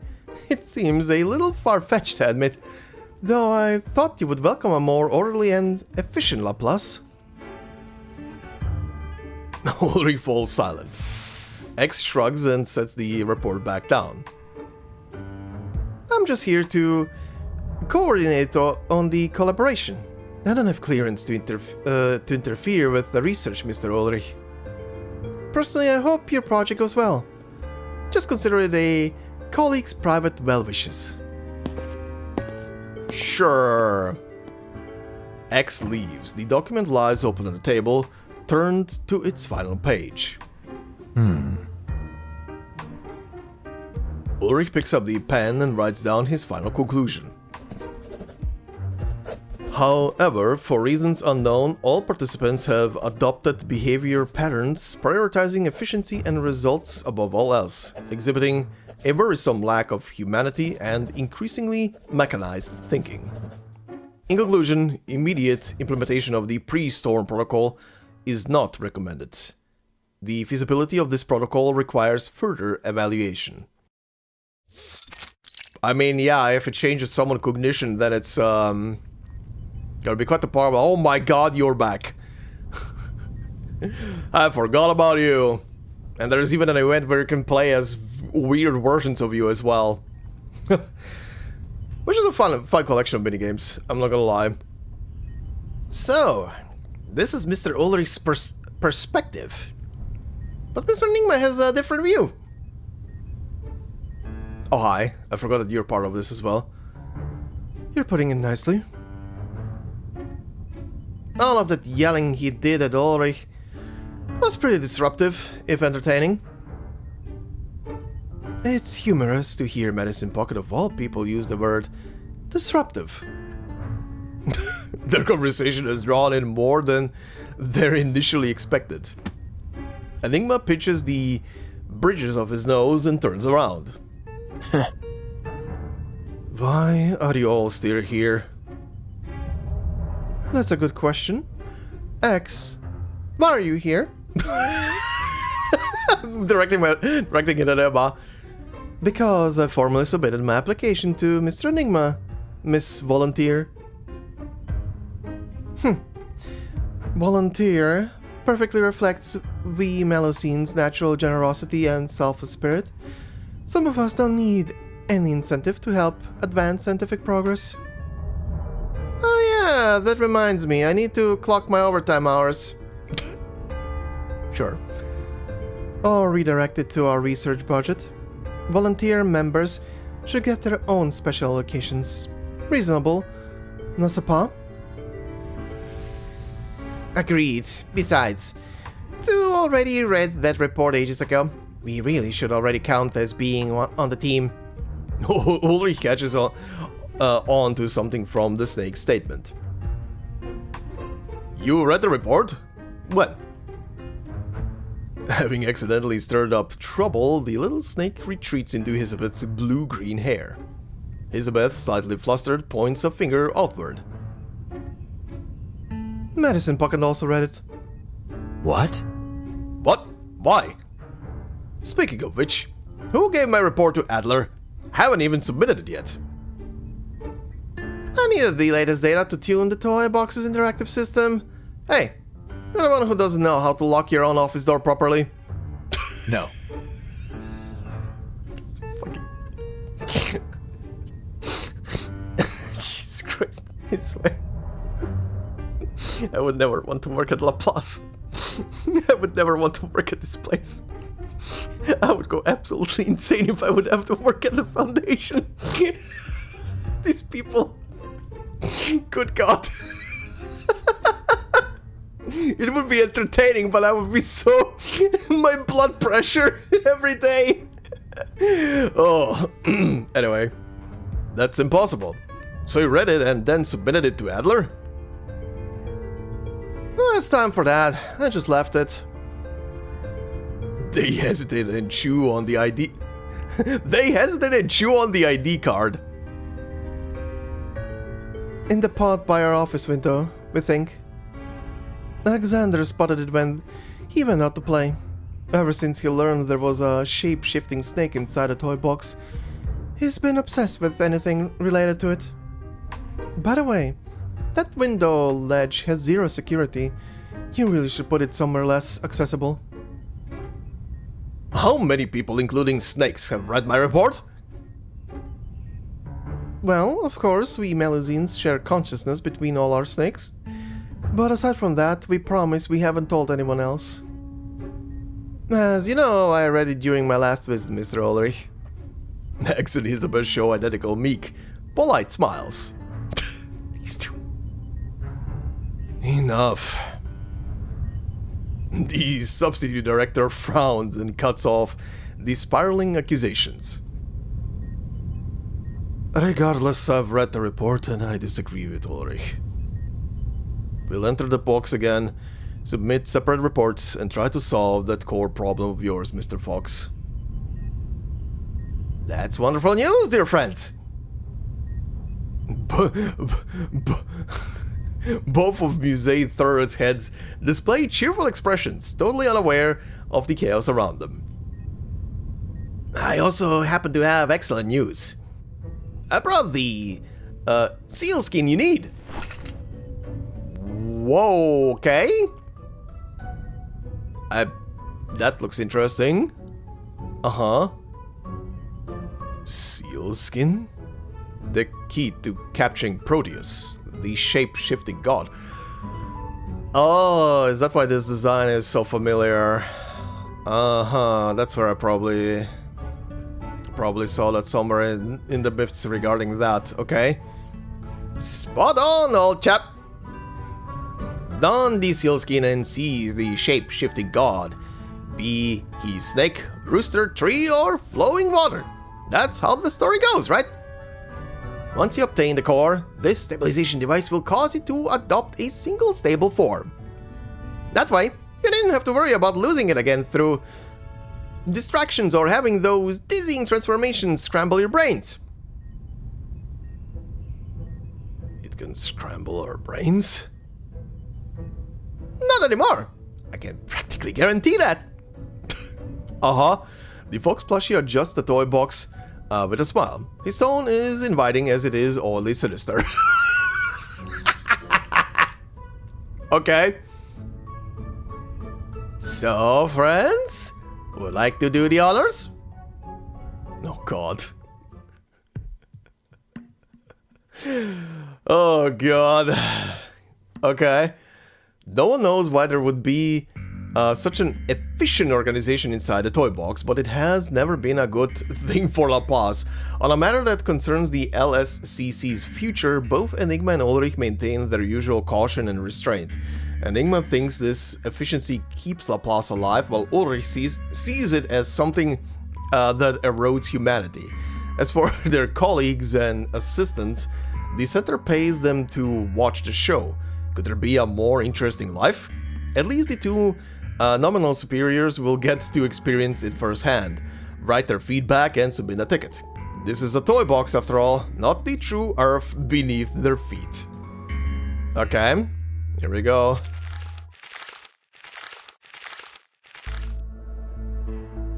Hey Marcus, how's it going in there? Looks alright. Most of the facilities are different, but they're still running. Let's play around then, before they return. Play around? You should hurry. I just saw them heading this way, arguing the whole time. Then we better move quickly. So, why me? Oh god, no. Oh god, no, Marcus. Wait, I can't remember if it happened last time. Did Marcus last time... I know Enigma ran into his sister, but did Marcus run into her last time? I can't remember. Anyway. If I recall correctly, this is the Silver Sanctuary. To set out, we first need to tap... Yes, we need to tap start exercise. Thank you, Marcus. Amazing. It changes with one tap. The map's different from last time. It really is constantly changing. First, sorry, Miss Elizabeth, are there any beginner maps? I think they're all pretty similar. Each place has different resources. You can just pick whichever one appeals to you. Thank you, Miss Elizabeth. Then I will choose this one. I'm ready to head out. Okay. I mean, that's the only one I can select. Different regions offer different amounts of each resource. Choose one based on what you need. Okay, resource abundance, looting spot. Right. Tap to begin. The field exercise characters' level and status are shown here. Different characters have different stat spreads. Raise creativity to unlock insignia bonuses. Okay. Resilience to increase resistance. Logic to extend the field exercise duration. Execution to increase the carry capacity of Lucy the Trailer, right? Optimism to increase the chance of loot upgrades. Right. Oh, it's defaulting to my almost standard selection up here, huh? Or what? Oh, actually, no, I think this is the characters I used last time. Anyway. Turns out I have a level 2. Looks like I still have plenty of room for improvement. Hey, that just means you've got more opportunities to level up. Select the team members to participate. Yep. Select the assistants. I have 0 of them right now. Maybe I should bring some assistants too. Then I'll have my own assistants. Aww. Marcus the big boss. Okay. Well, let me set this up again. Change some stuff around a tiny bit. Alright, this should be fine. Time to test out some new new teams. Impromptu, about to absolutely annihilate everything once again. Oh, okay. I've seen Mr. Enigma buy these. If he'd been less stingy back then, he wouldn't have wasted half an hour on the ice falling on his ass. Maybe Mr. Enigma wasn't being careful enough. You're too nice. The departure shop sells all kinds of useful items. Yep, same thing as last time. When you're ready, tap here. Well, I have enough. I have $1,000, so I'll take the car at least. Hopefully, one is enough. Okay. Looks normal. Our objective starts by collecting resources, then retreat when the time is right. Do you remember where the evacuation point is? If you're feeling brave, you can use your arcane skill. It'll make exploration easier, none? Right, my arcane skill. Give it a try. Everyone was so afraid of using theirs before because they thought the whole box would explode or something. Explode? Relax, I'm kidding. Medicine Pocket, could you grab the fire extinguisher from the staircase? Oh, okay. Tap here to view and use Marcus's ability. Parade through pages. Okay, this is new. Each field exercise character has unique abilities. Use them wisely to improve your exploration results. Oh. Upon use, based on the number of looting events within 2 tiles, discover one special looting event. Oh, okay. Oh, I see. There are some resources nearby. What's wrong? You need to put out a fire. I'm fine. Nothing exploded. That's why I said I was kidding. Thanks for playing along, Medicine Pocket. Medicine Pocket just confused. Okay, all of this is, I think, normal. This is the list of tasks, yeah. The level, the gadgets, map, a log of records, what happened so far. Each field extra character has unique abilities, yeah, okay. Okay, there are many types of events, yep, okay. That's all normal. Warning, type 2 storm detected in this field exercise. Type 2. Type 2 storm. This type of storm has an extreme impact on rationality. Residents of the box exposed to this degree of storm erosion lose their reason, relentlessly pursuing and attacking enemies. Oh, they get extra pissed! This strange terrain looks dangerous. Where exactly did that fox learn to design maps? What the hell? Special terrain, flame trap. Periodically erupts with scorching fire that reduces resistance. Use the special vehicle, Spathadia, the unignitable, pardon, to become immune to this terrain effect. Okay, I do have the car. What else does the skill say here? The quality of this special event is influenced by the number of looting events within range. Okay. Okay. Oh, it automatically triggered. Okay. Knowledge is wealth, and this, and at this very moment, it finally takes on a tangible form. Loot. Okay, nice. The cat. Gadgets. Very helpful items in the toy box. Let's give them a try.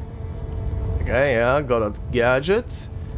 Mr. Ulrich and Mr. Enigma both follow strict rules when organizing their gadgets. Maybe I should try organizing them in a specific order too. It might help with our explorations.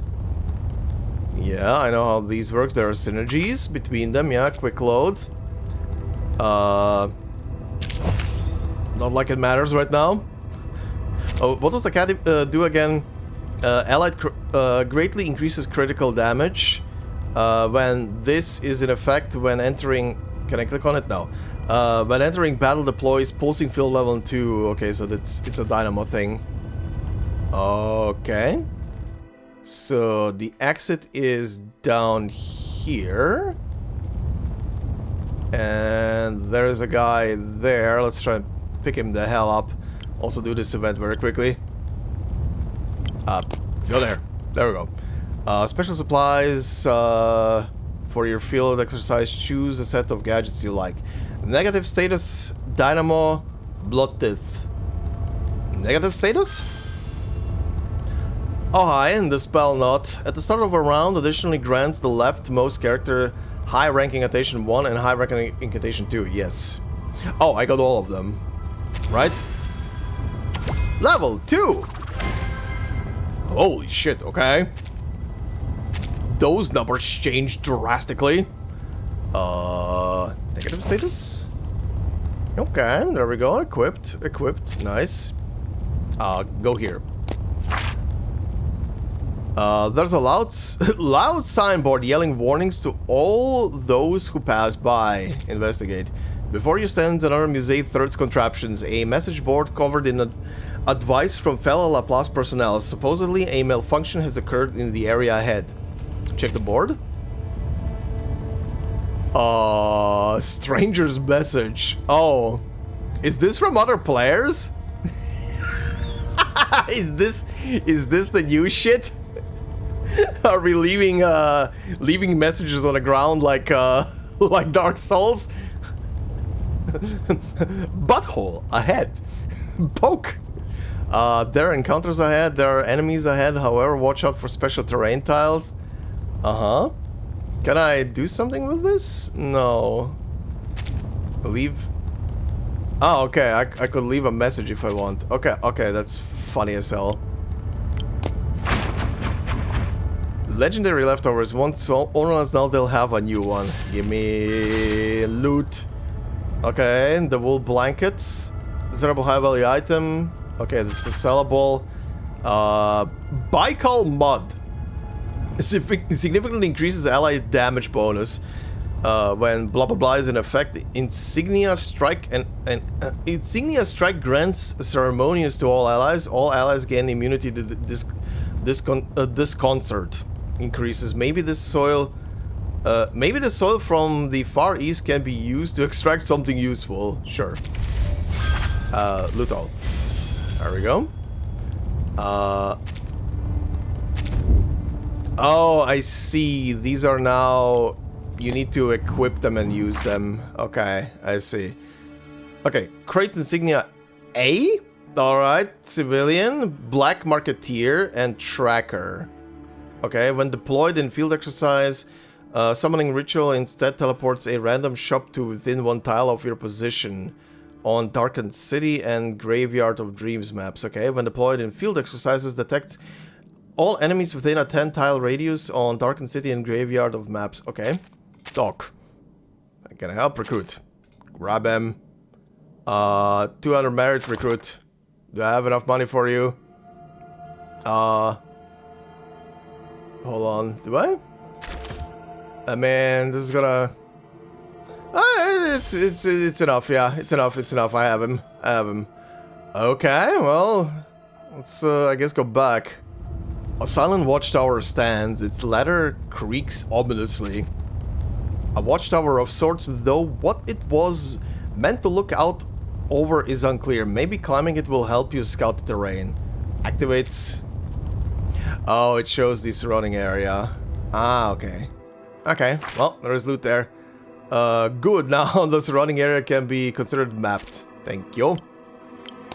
Go and grab loot. Spend 20 minutes to grab it. Loot all the shit.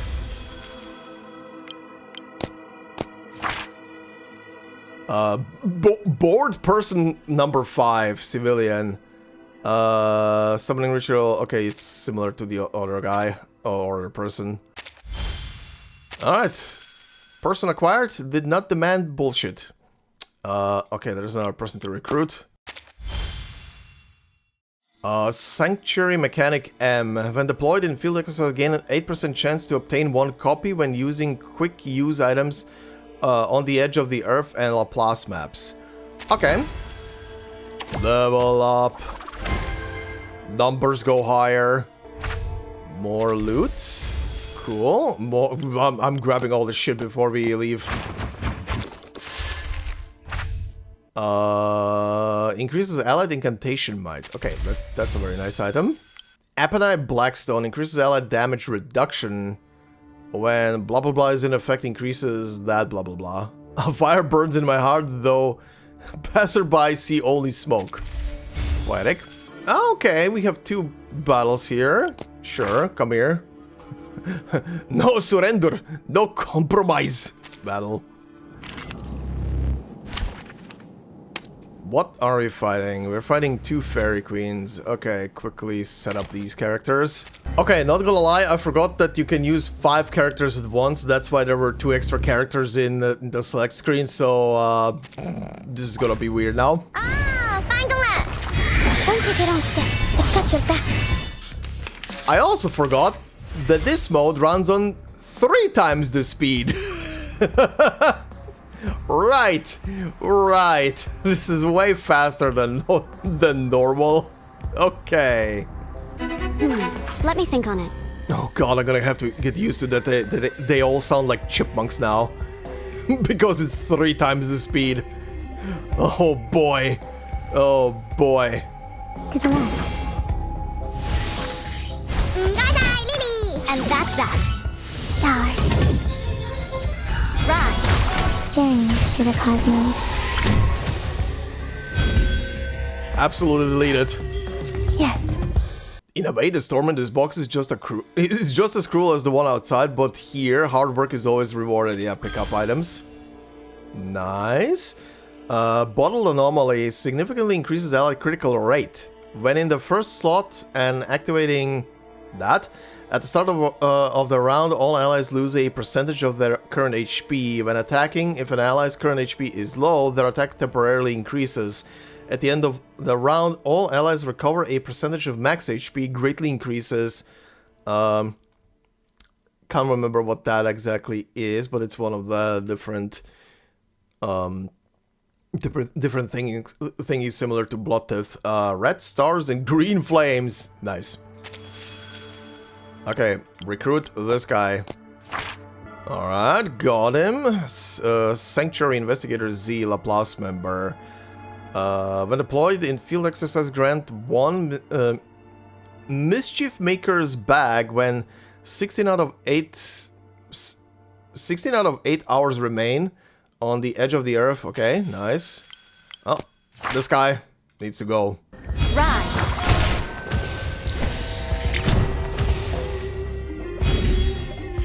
너 가슬인가? Alright, and grab whatever they drop. Iron Lava. Greatly increases allied critical damage. When it's in effect, increases that. When it's in effect, status granted via insignia strike is enhanced. Strength and beauty are said to originate here, though the priests disagree. Good for you all, I guess. Leave. Board. You can return to the sanctuary, evacuate.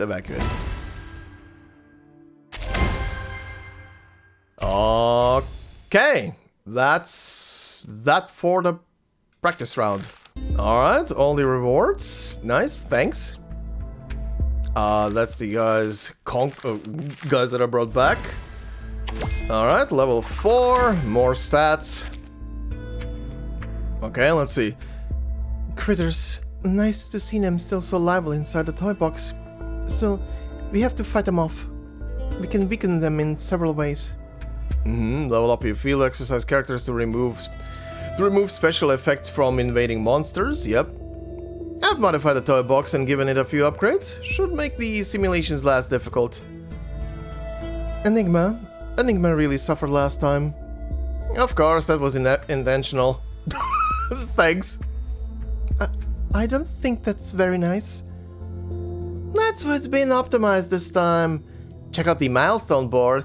We're still gonna be working late nights here, but at least it'll pay off. Appear to check the milestone board? Or what was this now? Oh, the passive skill tree, right. We can consume research notes to upgrade our abilities. That'll make exploring in here much easier. But some upgrades require reaching certain levels. That was Muse 3rd's idea. Okay. So, right now, I can grab this. Activate skill use limit +1. Oh, so I can queue in one more skill. Item price is 10% when selling. Carry capacity 100. Give me the carry capacity. What's the one after it? I don't have enough currency. Max number of gadgets per loadout +1. Okay. First. Selling. Okay. Anything else right now? You are not here yet. I need to get to day 3 first. Right? I think, yeah? Yeah. Alright, departure. Velvet Forest. Let's see this place then. Type 1. Nothing too crazy. Anybody that is appropriate to this thing? Apparently not. Just put in squad members then. Alright. Head out. Sure, give me the max amount of cars, why not? Alright. Very quiet all of a sudden. There we go, there's music. Okay, so important loot here. There's a guy here. The exit is up there. Okay, cool. Let's yoink this guy as well while we're at it. Alright, civilian acquired. When deployed in field exercise, automatically reveals 3 random looting spots when entering. Okay, cool. More loot, fool's gold, okay, getting currency. More stuff. That's the signboard, that's fine. Go to the big looting spot. Ritual scroll, significantly increases allied critical damage. Nice. And recruit the golden boy, Xeno Captain XM. I can't remember my Roman numbers right now, but I know that is one. Do I have enough? This one's 100. Place. This one's... yeah. That's it. Okay, when deployed in field exercise, gain an 8% chance to obtain 1 copy. That's like the other guy. When deployed in field exercise, vision +1 on Velvet Forest and Graveyard of Dreams maps. Okay, cool. And now we go home. And while we go home, we pick up more items. Oh, shit, I thought this was a recruitment. Does God play dice? There's a critter lying beneath the dome. It supposedly exists in a superposition of sleep and wakefulness. One eye is shut tight while the other stares straight at you. Uh-huh. It is contemplating faith, the man explains. I want to know whether it is considered awake or asleep. Oh god, the Schrödinger's critter. He points to the dice scattered across the table. An odd number means it's asleep, an even number means it's awake. What kind of experiment is this? He grows impatient, wearing the same expression as the Laplace researchers who constantly suspect others of insulting their work. You know nothing about research. Who says an experiment must produce a definitive result? What are you trying to prove? But it sounds really boring. What are you trying to prove? The man taps slightly on the glass casing. The critter inside does not move. People demand cause and effect, answers, and flawless conclusions. He smiles. What I pursue is an eternal suspense, one that stirs the heart. Alright, Schrödinger. Maybe he's just afraid of it ending. Maybe. Okay, well, you gave me currency and stuff. Alright. Well, got a critter to fight. Oh! That's a very interesting lunatic. Sure. Very interesting lunatic indeed. What a blue.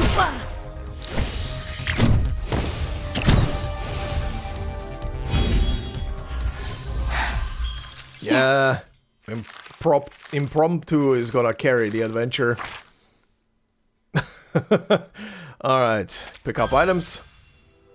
Lightning Kite. Significantly increases allied incantation might. Very good. Insignia Strike inflicts conductivity. Okay. Whether true or false, all that matters is its journey. From mouth to ear, this lesson may have taught it to embrace the storm. Level 6. Alright, time to board and leave. Evacuate. And another level up. More stats. There's the boss. Alright, here it goes. Again. This thing is probably gonna die super quick because this is just a training course, isn't it? Alright. Fight the big guy. Okay, I think the first wave is gonna be way more than enough.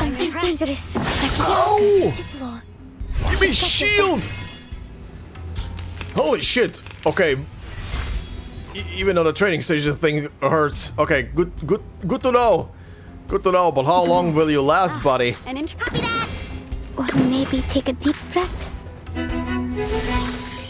Regaining control of our body and visualize. Crickets and fireworks! Nakiyarka Ichiplo. Stars.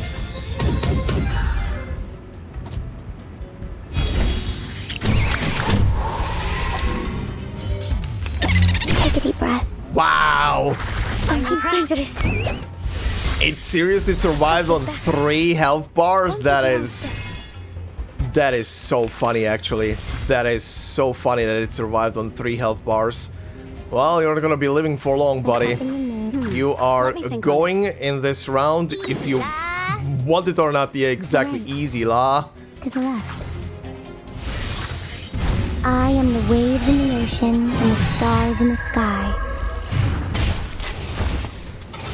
Absolutely delete it.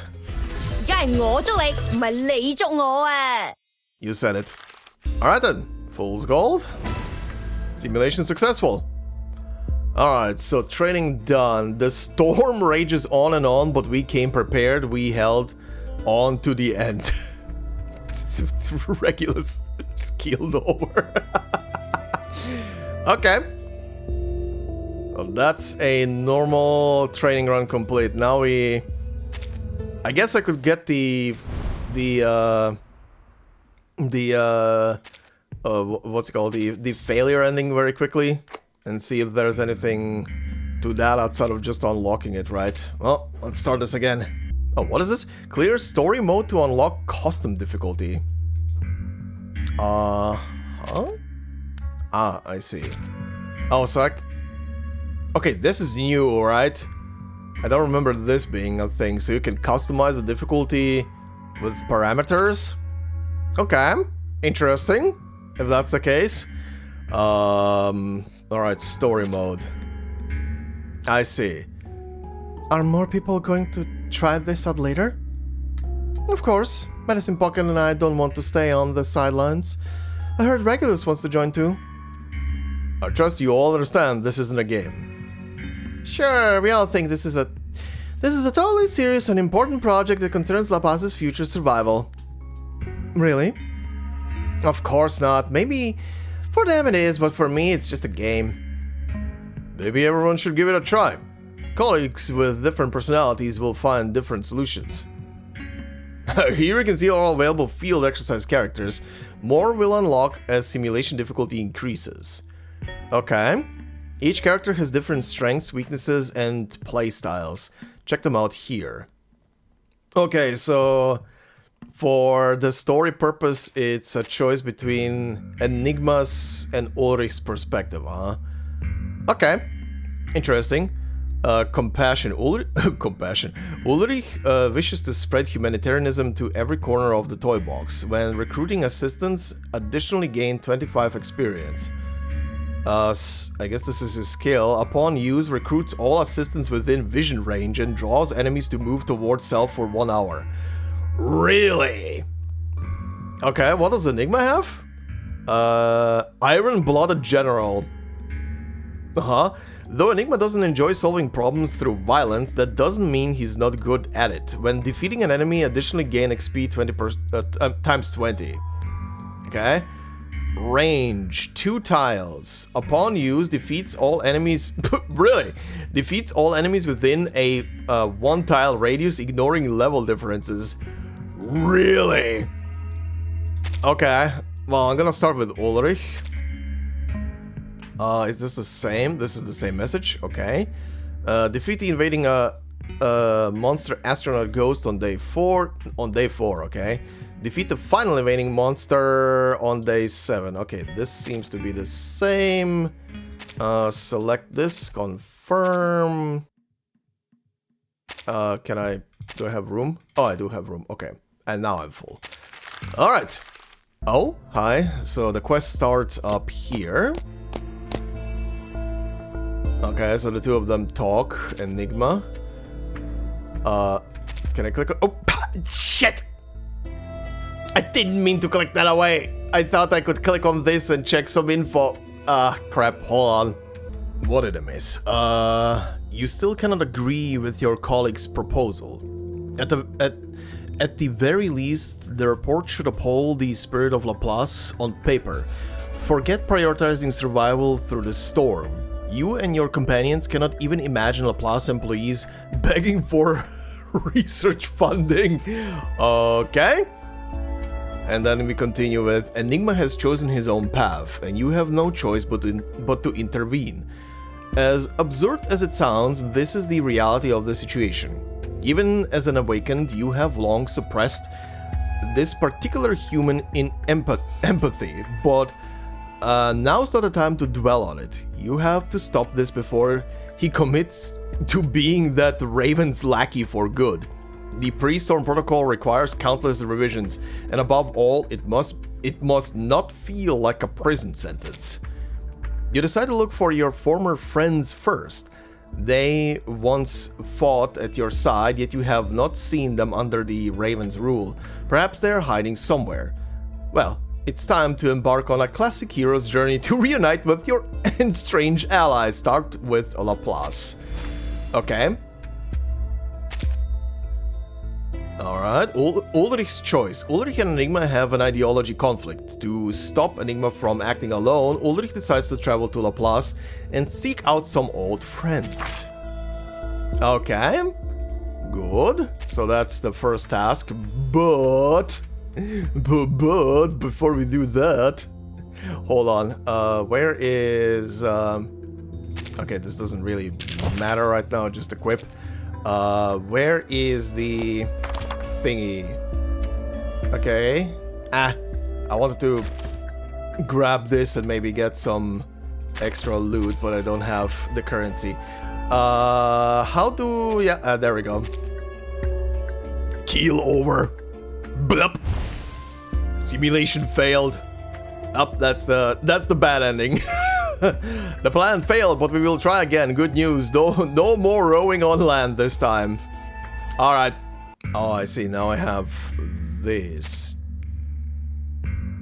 Okay, nothing new for here, but I have points to spend in this thing. Initial resilience +5, okay. Initial logic +5. Upon entering a region, obtain 1 quick use item. Give me the logic +5, I'll take that. Okay. The index is filling up. The story, okay, yeah, the present is filling up here. So this is gonna be the new story filling in there. Good to know. Okay, back to what we were doing. Alright, so head for Laplace, huh? Sure, go. Go, and I don't have anybody to select here, so we head in. I don't have enough for cars either, so we head in without anything. Right, let's see. So loot here. There's a interesting guy down there. And the exit is all the way up there? Okay, well, I'm gonna have to beeline it for the guy, I guess. Alright, grab. Okay, I wanna test this. So, upon use, recruits all assistants within vision and range and draws enemies towards. Sure. Okay, so that grabbed the guy immediately. Leveled up as well. Very good. I'm guessing this guy's gonna get pissed now and gonna go after my ass. We'll see in a second. Oh, yep, he's following. he's following my booty. He is coming after my booty. Okay. Go, keep going. Oh, he stopped. Interesting. Tell Enigma to be careful not to slip this time. Ah, okay, it's the natural ice rink. Increases units' movement speed, but there is a chance they'll slip and fall. Yeah, right, like... I remember that. Oh, there goes that enemy. Malfunction Skyward Tower. These fragments appear to be debris caused by a malfunction within the toy box itself.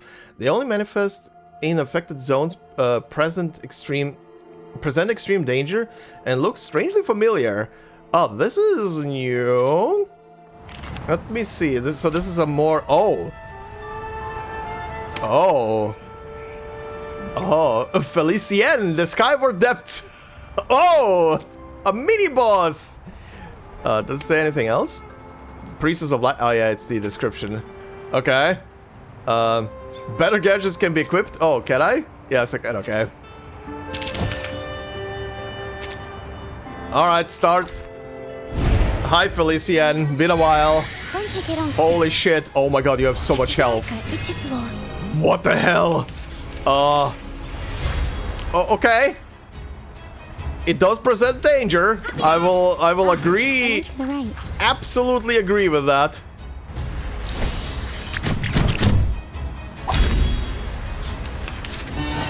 All right, almost there. This took a long time. Oh, I ran out of rounds. Oh, I was at the last 90 health bars. Okay, what happens now? Oh, it's still here. Yeah, what happens now? Do we continue the battle from... Please tell me... Please tell me. It's still gonna be... Oh, no! You got to be shitting me. Okay, I need to be way more offensive with this battle. Way more. Okay. Oh shit, okay, whoo. Just enough. 9 rounds. Whoo. Yes. Great. Yes, thank you. Thank you, Voyager. Holy shit, okay. I was getting close. No, I don't want the message board. I want to loot the thing that... Oh my god. Okay, anti-theft purse. Okay, good value. What else is in here? Parable of the Shadow significantly increases chaos. Okay. Cyclable inspiration insignia, ritual insignia, negative status insignia. Okay. Read it in darkness, lest moonlight poison your shadow. Inspiration flask significantly increases allied critical rate. Alright. And the rest is money. Okay, well, I have shit to equip. There we go. Nice. Nice. This is a 10 now, huh? Okay. Okay, good. Good stuff. Actually, wait. Can I see from... No, this gives me this. I can't remember what these little icons mean. I know there's a way to see that. I can't remember where. It's fine. It's fine. Doesn't really matter too much right now. Loot. Tesla coil. Allied critical rate 30%. When dynamo insignia is in effect at the end of the round, transfer 30 stacks of dynamo into the current pulsing field. Okay, that's for dynamo fields. I don't have dynamo themes right now, so that's fine. There is a critter that is coming up my booty. Can I avoid you? Apparently I will not be able to avoid you because I fell on my ass. Uh-oh. Are you gonna stop there? Whoa. Okay. Talk to the squad leader. Hello, recruit. Yes. You want money? Sure, you can have money.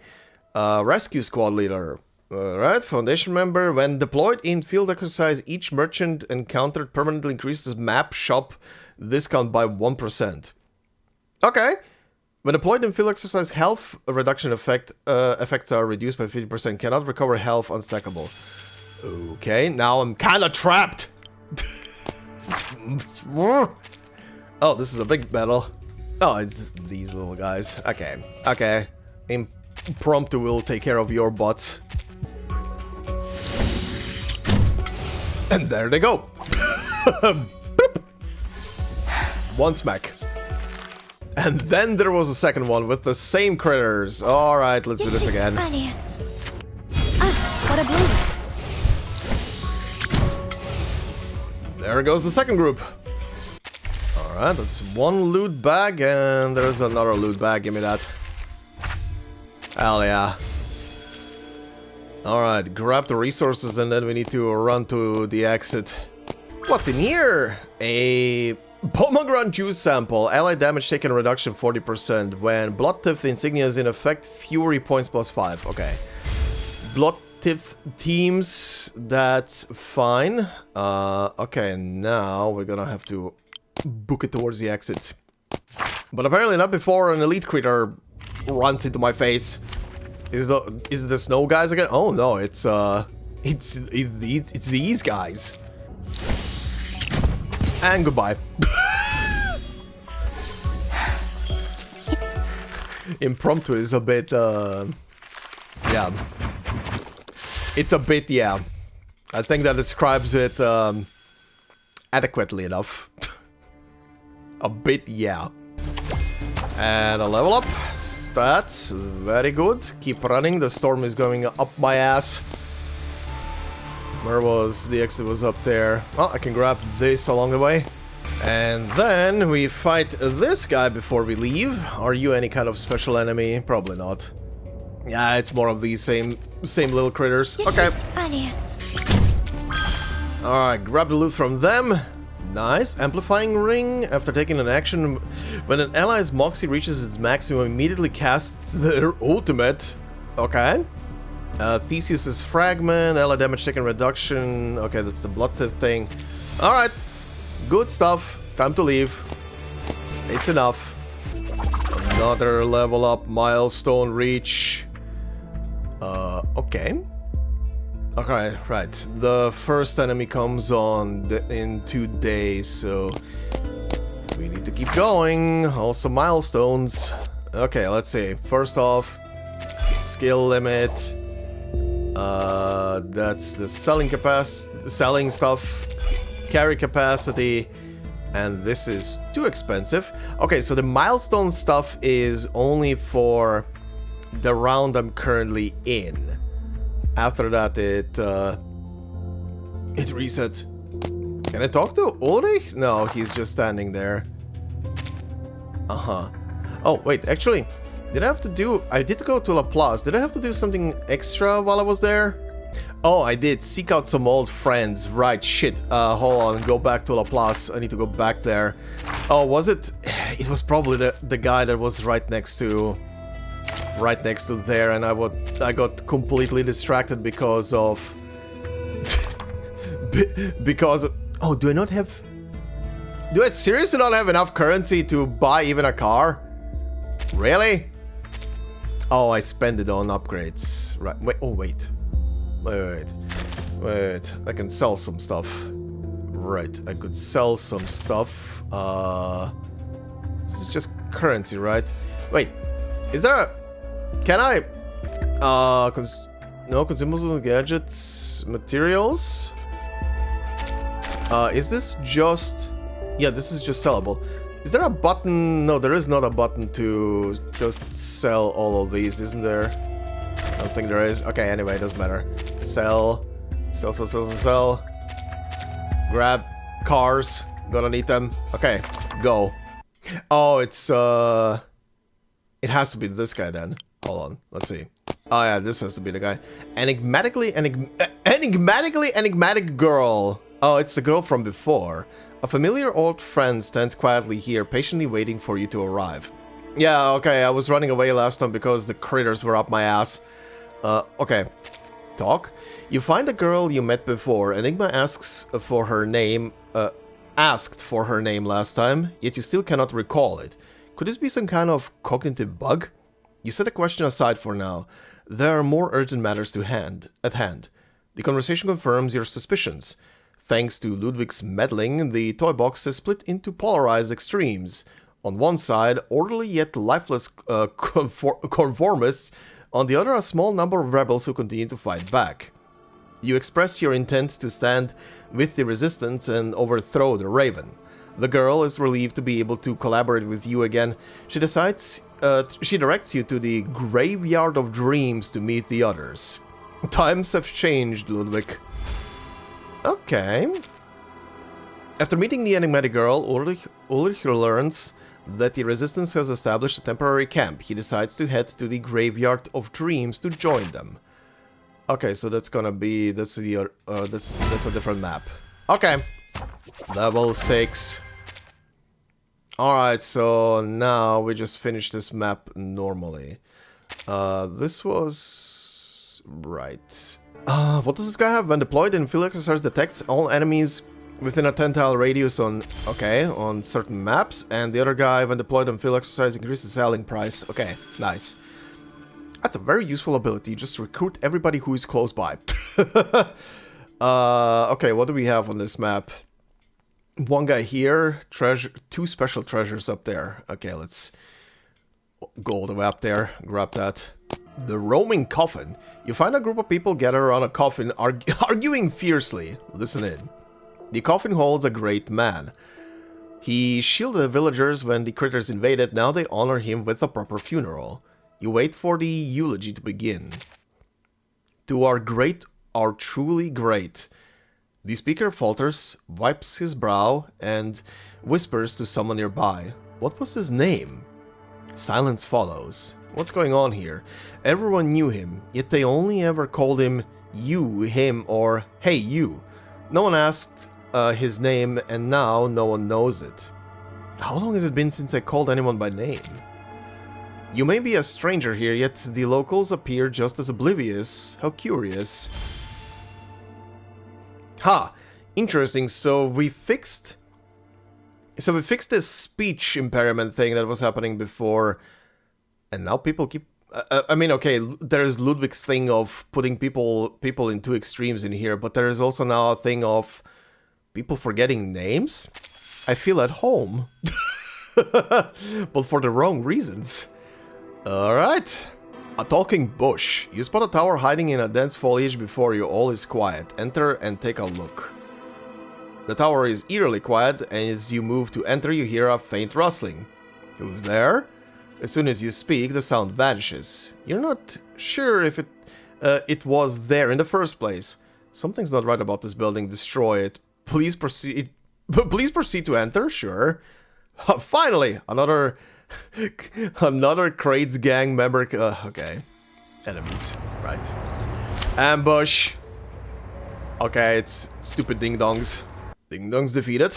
Ow! I give up. Don't hit me. Beaten. The Crate's gang member hands over his supplies. Thank you. Bye. Oh god, no, this thing is back. Team resistance. Okay. Not right now. Oh no, it retreats me in the other direction. Shit, I do need to fight this thing. Okay. Oh well. Let's do this again very fast. Hopefully. Journey to the cosmos.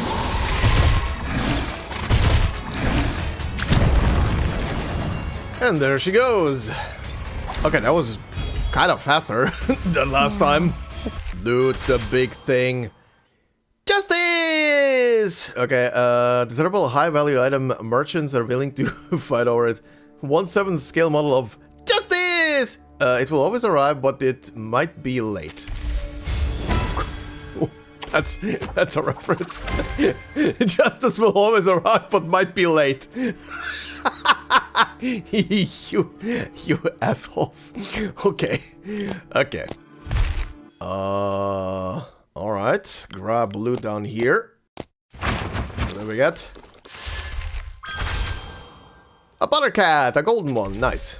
Xenocaptain, elderly Xenocaptain who looks old and serious. Used to be a scout. No matter where he sleeps, he insists on drinking a glass of milk before bed, even in the wild. Alright, recruit. When deployed in field exercise, increases selling price of map shop by 10%, okay. On Velvet Forest and Graveyard of Dreams, that's perfect. When deployed in field exercise, summoning ritual instead teleports a random shop to within on Graveyard. Okay, cool. He's gonna be useful for the next map. Definitely. Alright, and what's in the other loot box? Anything interesting? Fool's Gold. Alright, good. That's pretty nice. Incantation might. While I'm passing through here, what is this? Bright Dusk. The painter is here once more, working as intensely as ever, but with a visible air of melancholy. Another twilight landscape, this time painted in vivid yellow. It appears clear, but carries a sense of unreality. Is dusk supposed to be grey? You again. The painter glances at you listlessly, then returns to his canvas. Your dusk looks different from your earlier paintings. Of course it's different. No one wanted to buy that painting. Tourists and critters alike fail to grasp my vision. All they talk about is value and profit. They do not understand art. Art is starvation, rejection, and transcendence. Why are you doing this? Because I must eat. That single sentence leaves you speechless. He's right. Everyone has to eat, artists included. Okay, funny. Level increase, person recruited. Okay, storm is coming from somewhere. From where? Oh, from there, okay. Okay, straight for the exit we go. Grab another member with the skill. I was kind of hoping there's gonna be, there might be another guy that is like off screen somewhere down below that I can grab with the skill while I'm here, but that's fine. Another level up. Very good. Okay, the first boss is here in a day. Alright, the next thing is Graveyard of Dreams. Same stuff. Let's go. Okay. Okay, I think this area is the thing that I need. They have the special exclamation mark. I think at least. I think at least. Okay, recruitable extra personnel down there. Cool. Alright, let's check them out. Band of little vampires. Excuse me. A group of children blocks your path. You have no intention of engaging with them. You have more pressing matters, but they clearly have no intention of letting you pass. Make them move. You don't move aside. This is their secret base, and they claim to be an army, duty-bound to guard it against all suspicious figures like you. Sergeant, I have urgent classified information. I'm marching against the critters. Who's with me? I have classified info. Once they learn you're carrying classified military materials, the child in front quickly clears a path. He assures you they'll resume their watch once you pass. Thank you, soldiers. That was cute. That was kind of cute. Okay. Rebel camp. A makeshift camp, dilapidated and barely able to house more than a handful of people. Enter and take a look. The girl leads you to the toy box's most contentious location, the former site of the Glory Carbuncle Kingdom, where Xeno soldiers used to battle that band of critters. It's abandoned now, the former inhabitants having been relocated to Laplace or exiled. A wasteland. I've never trusted these opportunists, but I still can't figure out why these critters actually have a kingdom. And you don't even have a relatively safe lab. Fuck off! The toy box may seem small to you, but it is where these pieces live. Following its parameters and calculations, they endure the storm time and again, so that you may glean yet another set of observation data. Perhaps your help merely nudges the toy box's calculations toward another outcome, but for now showing your gratitude seems appropriate. But don't worry, from the sanctuary to the edge of the earth, every piece recognizes you as the famous outsiders. With the pleasantries over, it is time to act. You need to know what your rival is up to. You could ask your two colleagues to keep an eye on Enigma. They're more than content to just watch the show. Stepping onto the stage would be impolite. You will have to handle this yourself. A potential ally comes to mind, though you have to persuade her first. The unnamed enigmatic girl agrees to help, provided you make the necessary arrangements. Reports indicate the Raven will send reconnaissance forces. The people here must be evacuated. Evacuate the crowd, okay, costs 30 minutes. With the evacuation complete, the enigmatic girl chooses to stay. She will help you persuade a shy girl from the Foundation. As for you... Oh, it's... it's server reset time! Okay, as for you, your task is to support the impending general... support the impending general strike at the Darkened city.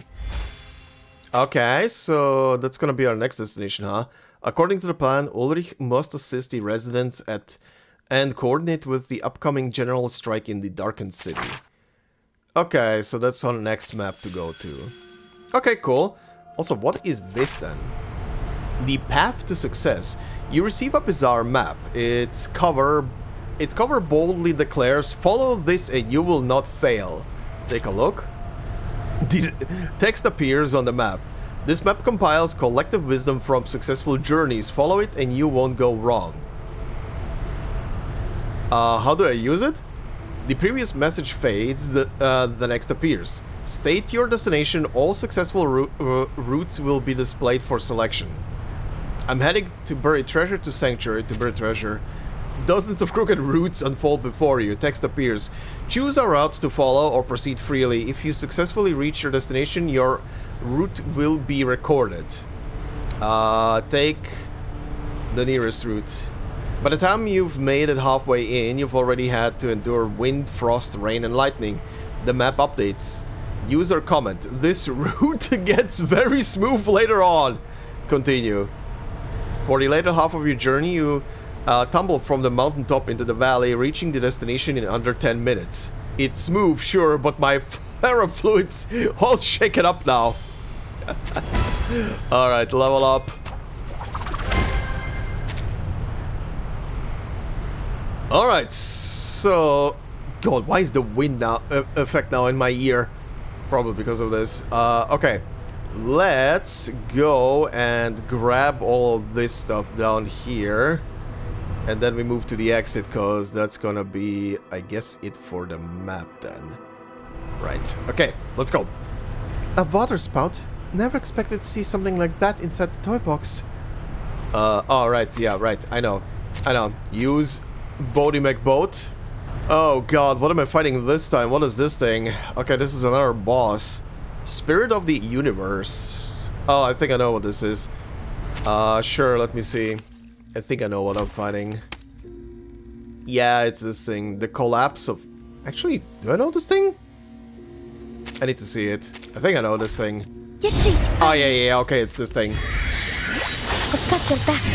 Okay. Same thing as Felicien. 1500 HP bars. Also, my characters are right now using using their ults freely. Let me think on... an interesting one. To the right. Or maybe take a deep breath. Journey to the cosmos. Full offense for the final turn. Fine. What a blue. Absolutely murdered. Sure, for good measure. For good measure, why not? Jesus Christ. No? Alright then. That was fine. Give me some good loot. Give me some good shit. Okay, money.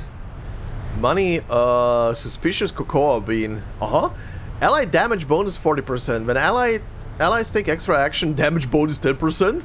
Ooh. Chain. Alright, extra action build, let's go. It's time to impromptu the shit out of everything. Okay, that's Crates Insurgent, huh? Sure, you can have money. When deployed in field exercise, vision +1 on Darkened City, nice. And Graveyard of Dreams, where we are right now. And Flash of Clarity, okay, so normal thing. Okay, 2 loot points very quick and then we move on. Yo, Pepper's Ghost. At the start of the round, gain 1 stack of Vampiric. Okay, not something I can use, I think, on my current build. That's sellable. Oh, and a golden version of the apple. Ooh. Okay. Ooh. Oh, never mind. This thing is equipable for current, I guess. It did get about... Oh, it does have the chain thing, I think? Yeah. Okay. It's useful. Oh, but I can't get the third box. Oh, no, I can. Okay. I was looking in the wrong space. I thought I couldn't get to the third one. No, don't go through the water. What's in this box? Contract dagger, allied healing done. Okay, well, I don't use healers right now, so that's not really useful. Oh boy, storming coming. Okay, what the hell is this guy? Hi? A guard lies face down on the ground. Is he okay?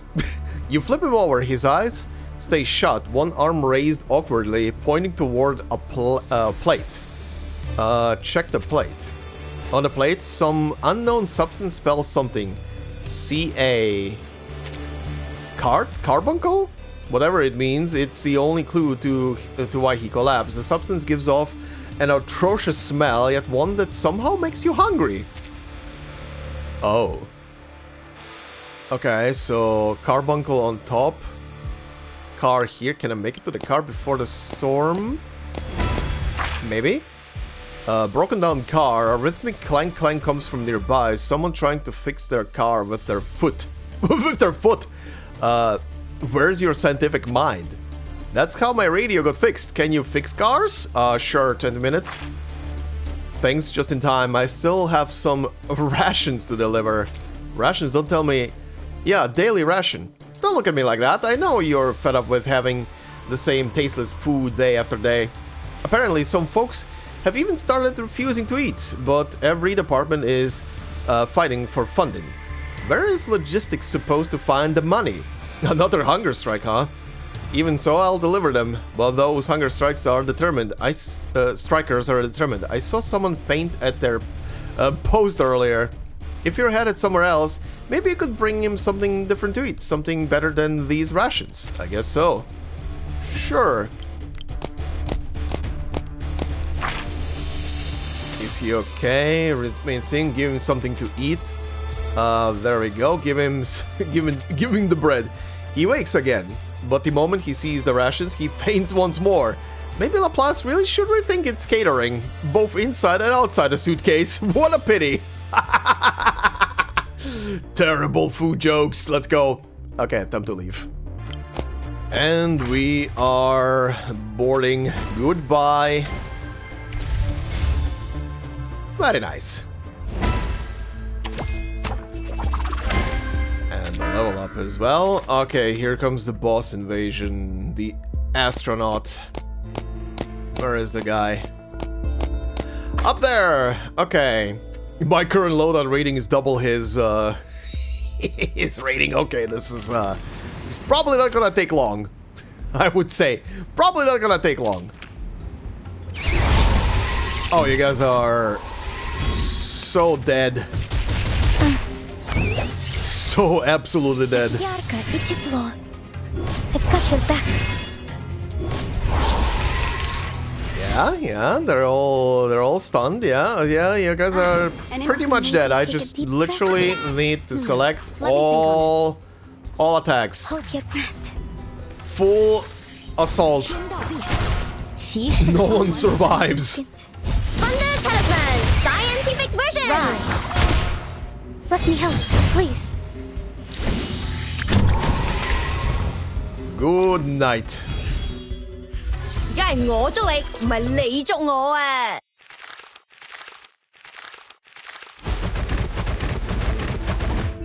Alright, and now we just need to get to day 7 and defeat the other one, and also keep on going with this up. So what was the next one? Next one was to go to the Darkened city. And what was it? Resistance and coordinate with the upcoming general strike. Right, okay. Grab a couple of more of these. Alright, yeah, this is what I could do. Hold on. I can sell a shit ton of this stuff. And upgrade some stuff. Maximum number of gadgets. +1. Vision range +1. Maximum number of gadgets per loadout +1. Let's see. Field exercise characters optimism +10. Sure. Creativity +10. Sure. Carry capacity 100. Sure. 200. Sure as well. What is this? Item price 7 selling. Okay. And that is gonna be the last one for now, I would say. I can sell a couple more things for the fact that to buy a car. Gadget slot plus gadget slot 1 additionally grants fury +10. Okay. Restore an additional 50 resistance each exercise. When using a quick use item for the first time each. Okay. Sure. Let's go with that. Alright. Alright, Darkened City it is, default map. But, ooh. Flame trap. Everything is in abundance now. Okay. Sure. Do I have characters that are better for this map? I do. Let's place you in. Can I wait? Hold on. Remove. Add. Okay. Well. Here we go. Buy 3 of the cars and let's go. What in the fuck? That guy ran, huh? Alright, I think this is the place I need to go to. Uh-huh. But also, I can recruit these two, so come here. Very nice. Okay, well, let's go to the camp. I think this is what I need. The general strike, yep. A single venue packed with pieces, each locked in open conflict. Enter and take a look. By the time you arrive, unrest has already set in. The dissenters flood the streets, confronting the Raven's agents. The impact, however, is limited. The onlookers watch with little more than disdain. Snippets of conversation reveal the crowd's resentment toward those who refuse to work and only cause trouble. Then you spot a familiar face among the Raven's clustered followers. No, 2 of them. Miss Marcus is here as well. You decide to greet him. You may be rivals, but it's best to maintain some workplace camaraderie. Okay. Adler, does this mean you're willing to deal with the mess in the toy box? Or have your efforts on the other end paid off? Ulrich, you'll need to explain your actions. Look, Ludwig's rule has turned this place into an extremely indifferent society. We need to do something about it. Right now, I just want to get my hands on that Raven's operating method, compile it in the protocol, and put this bizarre project to rest once and for all. I thought you'd push back against these power plays. This isn't the first time I've compromised on these tedious political games anyway. But you shouldn't let it become the norm. Regrettably, the amicable conversation collapses into yet another confrontation of power and survival. Your colleague is clearly enraged. While you're not paying attention, he tears off your head, hurls it into the crowd, and flees. What kind of childish behavior is this? He even leaves his assistant behind. Thankfully, he still retains some semblance of conscience. You watch as Enigma slips back out of the alley and takes Marcus with him. You are not truly angry, but when you collect yourself and look around, damn it, this has turned into a full-scale riot, and Ludwig shows no restraint in suppressing it. Okay. Okay, it's just random mobs. Fine. Thanks to your efforts, the farce comes to an end. It is time to return to the Graveyard of Dreams and resume your plan. With the general strike over and tensions settled, Ulrich prepares to head back to the Graveyard of Dreams to move forward with the plan. Okay. So we now move back to the other map again. Okay. That's a lot of fire. And I have only 3 cars. Yeah, with 1... Yeah. Basically I can select 1. I could grab both, but that would cost me... shield. Oh, I can grab one of them and see what I get out of this. Oh, time to head over there. Oh, good God, what is this enemy now? Yeah, rush at me. Which one is this? Crimson Howl. What is this boss? Which boss is this? It's a green one. Oh. Insatiable Bloodsucker, it's the... Yeah, it is, okay. Okay, he is damaged? Stars. Why was... Oh, he has also way more HP bars, I just realized. Don't take it on stick. Oh, okay. Why is he damaged already? Is it because of the fire? Did he go through the fire? Also dissonance? The game mode features a special mechanic called dissonance. HP restored to characters is converted into temporary HP and will be removed at the start of the next round. Okay, well, I'm not dealing with actual healing right now. Oh well, let's do this. Please.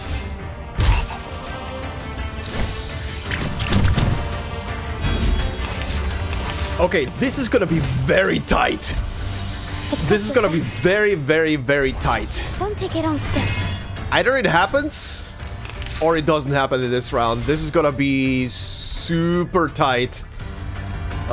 So here's hoping for a freaking miracle. Let's see. Combine these into one. Do I have the... I have the buff for running still for 1 round. Okay. Okay. Do this. This is a triple. This is a triple. Remain constant. And nothing else is an attack. That sucks. Hold on. That actually sucks. I cannot shuffle as well. Fuck. Okay, well. Well. This is either gonna be it or this is gonna suck absolute balls. I know I see. The workings of heaven remain constant. Shit. Oh, let's give me... Can you do your... Maybe I can... I can push someone. I can push you, I think. If I play 2 of these. Yeah, okay. Okay. Okay. Maybe. Rise. Maybe it happens. Ah. Yikes. For everyone. Yeah, please do it. Do your ult. Heaven and earth are Okay, one. you can do an ult. Nice. Okay, okay. I think we're fine. I think we're fine. Stars. Okay, good. Yeah? Uh-huh. Oh, we're fine. Oh my god, that was... that was a bit too close. Yes. Great. It was great. It was, dicey. Really dicey. Not even lying. The hell? Strange mushroom? Uh-huh. Eat one more and you'll be able to shoot fireballs. That's a reference. That's a reference. It's a me, Mario. Wahoo. Okay, well. Oof. Well, let's go and pick up that crate. Okay, fire is out. I can pass through. Ooh, fire about to go up my ass. Roman electric ray. Oh, this is for dynamo teams. Ally critical rate 40% for every dynamo, 2 dynamo or extra action gadgets equipped. Oh, extra action gadgets as well. Chain points +1. Current chain points 0. Okay, if in the first slot and dynamo insignia is in effect, chain points +4. Okay, I don't think this is gonna work for me. Yeah, but I can equip at least more items. Nice. You know, I forgot that the fires go out and I can pass through the fire fields without any damage. So this is kind of nice. Allied damage taken reduction 40%. Okay, that's pretty good. And I can save up on the cars and can keep passing through. That stupid critter. Uh-oh. Okay. Okay. Run. Oh my god. Go. Go, gadget, go. I am in the danger zone.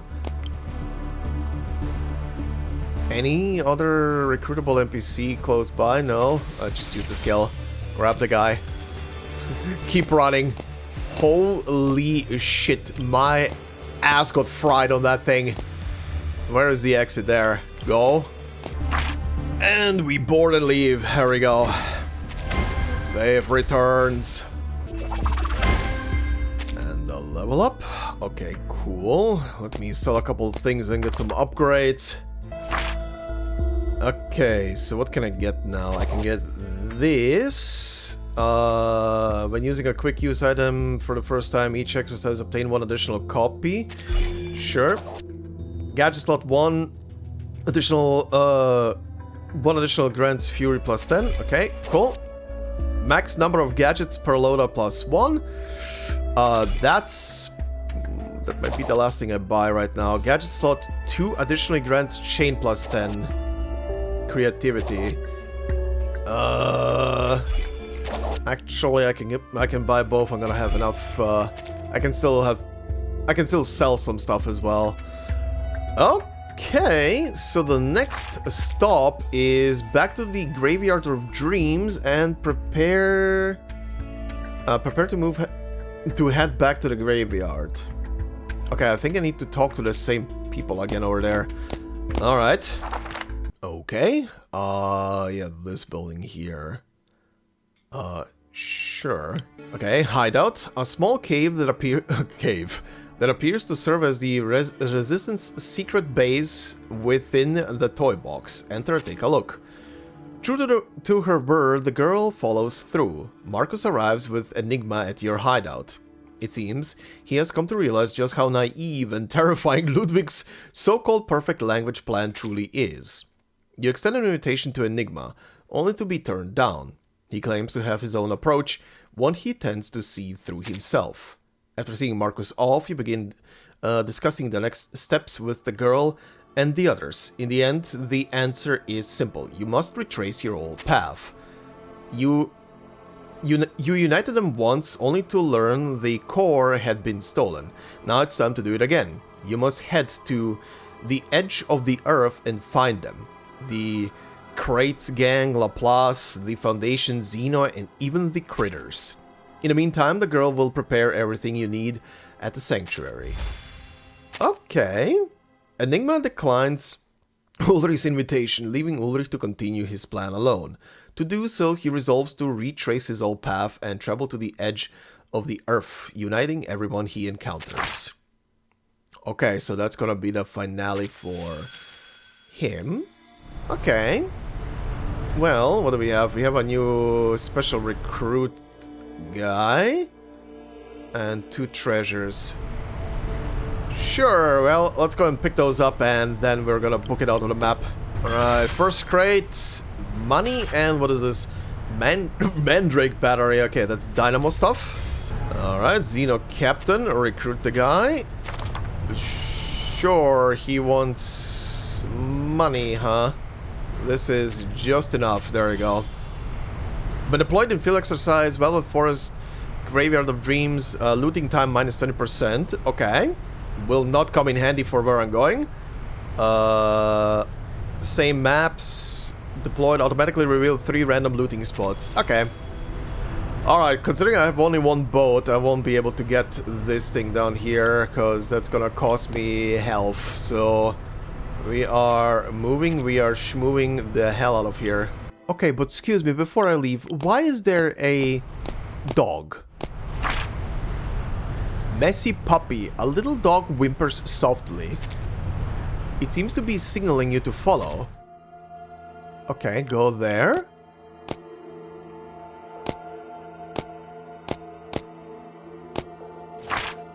Stranded person. Turns out its owner was in trouble. It's seeking help. See what's going on. Kind stranger, can I have some money? My dog is all I have now. Give? Sure. You're so kind, even in the apocalypse. Take this. Oh, thank you. I got money back? Oh, wait, I need to select. I get money back. Sure, I'll take the feather. Okay, that was funny.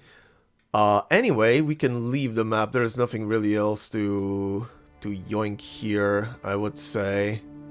And the storm is about to encroach up my ass, so we go. Держись, Алия. Так ярко и тепло. Stars.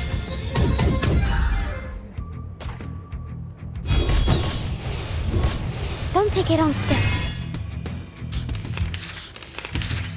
I didn't even have a round yet. The game didn't even start yet. What was that? Okay. We go. I think we're fine. Board, evacuate. Goodbyes. Sweet prince. What the hell? Level 15. Stats going up. Okay. Our main baddie will appear on the next day. I can also equip some new stuff. Sure, why not? Cannot upgrade anything, so that's a negatory. Can I sell anything? Yes, I can. Yes, I can. Alright, to the edge of the earth we go. Looks normal. Anybody I have for here that could be useful? Seems so. Yeah, when deployed, vision +1 in the zone. Nice, I'll take you. And what do you get? Obtain research notes. Okay, that's fine. Map shop. All enemy detects all enemies within a 10-tile radius. Okay. Automatically reveal 3 random looting spots. Okay. Increases selling price. Gain 8% chance to obtain 1 copy when using quick use item. You know what? I'll take you. Buy 3 boats and go. Okay, I'm looking at a lot of events right now. So, what am I looking for here? Oh yeah, right, I need to talk to all of these groups. So, Critter, Civilians, Research Staff, and Xeno. Right. Right, okay. Let's start. Critters are the closest ones. A dyed critter. A critter from the Glory Carbuncle Kingdom, noticeably sharper than its peers. Amidst the most supreme warlord's triumphant laughter, you secure a major strategic alliance between the Toybox Sanctuary faction and the Glory Carbuncle Kingdom. Never thought I'd work side by side with critters. Okay. Then, the leader of the Crates Gang. The leader of the Crates Gang, yeah, unmistakable hostility. It is no surprise that the Crates Gang does not recognize you. Anyone who once did has long been erased by the toy box cycles. They are willing to help, but at what cost? I'll pay you. Uh-huh. Okay. Also, this guy also has an important quest marker enlisting as well, so I guess we're gonna have to make contact with that as well. Foundation Field Team, you recognize them. After hearing you out, the field investigators agree to help. They have already received approval from the higher-ups. The Foundation supports order, so long as it is the Foundation's order. Thanks. Okay, Xeno. Xeno officer with a hard and disciplined look. Refuses your request. They are already aiding another uprising. Sorry, a righteous revolt. And really, who else could it involve but you? Uh-huh. Okay, then this guy. Laplace researcher, whose eyes appear hollow and distant. The Laplace Scientific Computing Center Toybox version. It is completely deserted. Ludwig has likely taken everyone away. It's so quiet. How strange. You have united every force that can be united. All that remains is to find the Raven. You tell Ludwig that a perfect language is one that can be spoken, not one that demands silence. Find it. Take back the core. The future of the toy box belongs to those inside it, just as Laplace's future belongs to the members of Laplace. The future is in our hands. Okay. That's a lot of rewards. Huh. I guess this is it then. I can just leave. Well, there's still pickups here that I could grab, I guess. What is this then? Smooth brain. What, a koala? A strangely shaped building that faintly radiates light. Enter. You arrive at a strange place. Like the retro-futuristic walls of the Laplace, you know. Everything is smooth, with outlines visible only on close inspection. It is a temporary room. You do not know its purpose, only that it exists as if waiting for you.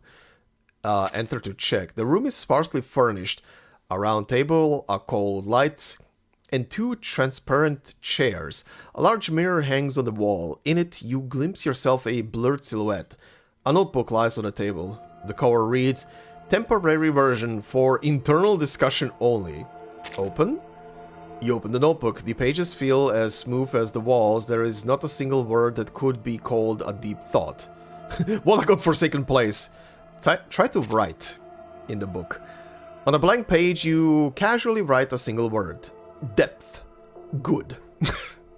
That is an excellent start. You already grasp the importance of depth. A man has sat down across from you without you noticing. His hairline is rather straight, his face utterly smooth, and his clothing seemingly from the last century. Ask him what he thinks depth of thought means. Depth of thought, he says slowly, is the effective manipulation of language, using ornate, complex, unsustainable words arranged in unpredictable sequences under atypical conditions until you feel discomfort, confusion, and abandon independent thinking. Agree with him. You begin to echo his ideas. He smiles with satisfaction and continues at length. The mirror of consciousness, the projection of meaning, the duality of thought, these are all manifestations of depth. You can't stand listening to this anymore. You sigh. You don't actually understand what depth of thought is, do you? Silence falls. The smooth walls ripple with faint wrinkles. it dawns on you. Everything here is a magnified human cerebral cortex. The walls are neural pathways, the mirror a region regulating self-perception, and the deep thinker a projection of a thinking pattern. Could this be the latest version of artificial somnambulism? Maybe. That was interesting. Okay, yeah, I don't think there is anything worthwhile to keep zooming about here. So, what's the... Okay, so all story tasks have been completed. Now I just need to finish this, and I guess we get a cutscene out of it when it finishes. Okay. Yeah, I don't think it's worthwhile to risk to go to that thing. Let's just leave. I have enough items, and this is on normal story difficulty. Alright, here's the boss. The ultimate solution? What the fuck is this? Engage with the boss now. He has found the ultimate answer, perfect and absolute. Arcs, right angles, circles, all will become part of the order. The fuck is this thing? That's a whole building. Why am I fighting a building? Okay, sure. What? The ultimate solution? Question mark? Okay, no description on it. Arbiter of final interpretation. Absolute correctness. Chaos protocol. Oh, and these things. Okay, sure. Well, round 1, here we go. Держись, Алия. Won't take it on step. Stars.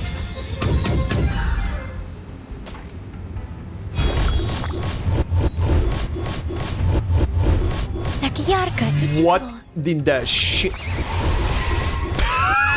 Do I even get it? Okay, that would have been funny. That would have been funny if all HP buzz disappeared with that. Without even getting a turn in. Okay, sure. Easy. Buff. Buff. An interesting one. Buff, and then... Copy that. Paralyze, copy that. And then, sure, more reflect. Listen. Crickets and fireworks! Concentrate and visualize. For everyone.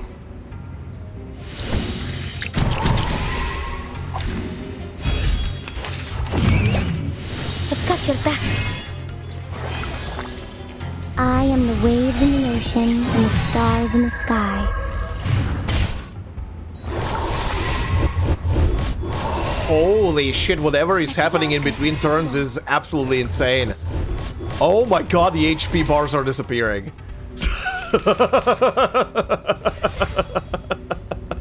Okay. Okay, I think I can just go with the full offensive and this thing is gonna be absolutely dead in a second. Sure, and sure. Rise. Eating. Journey through the cosmos, but only for an instant. Wow, 21 HP bars left. Really? Well, now it's gonna die without me even doing anything. How are these two alive? What the hell? There we go. No? Puzzlinga? Not bad indeed. Okay, do we get an ending now? Fool's gold, sure. Simulation successful! Ah, that's the Ulrich ending. We must conquer the storm, but that doesn't mean we can abandon reason, not even as a necessary sacrifice. Okay. Cool. Uh-huh. All items, yup. That's a lot of points. That's a lot of points. Cutscene or no cutscene? Okay. If there is a cutscene, I'm probably gonna have to finish Enigma's run as well. Oh, hey, that was enough points for her. You must be the Timekeeper. I've read about you in my notebooks. I mean my past selves, will want to send their regards, but none of us have ever met you in person. So, it's an honor to meet you. Past selves, how many iterations of yourself have you gone through? Oh my god, until you got recruited. Also, I didn't even realize that when we were doing the story, but she has she has on her left leg stitched into her pants Utu. That's kind of cute. That's very cute. Okay, well, character is acquired. Also, I can get a couple of buffs. Quick item, yeah, sure. Usable survival points, sure. Oh, I got tokens for Ulrich. How do I... Oh, there we go. There we go. I can specifically select what I want, huh? Upon entering a region... Okay, not that it matters because I'm gonna swap to Enigma now, but just to see. Upon entering a region, reveal the location of all assistants. Oh, sure. What else is here? When entering simulation, recruit one random assistant. After recruiting an assistant, 25% chance to obtain one nitrogen booster. Vision range +1. That's actually useful. Initial optimism +5. So when entering a simulation, usable survival points +200. Obtain one nitrogen booster each time you set out. Okay. After recruiting an assistant, obtain research notes ×50.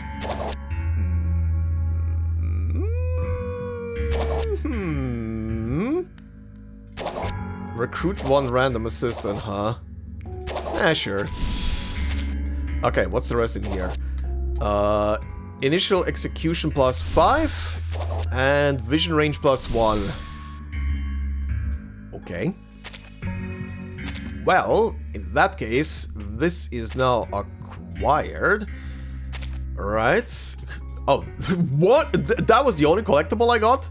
That's wild. That's actually wild. Okay, so I guess... Oh, hi. That's new.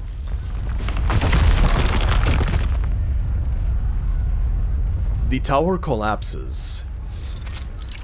Oh, this is new. In the toy box.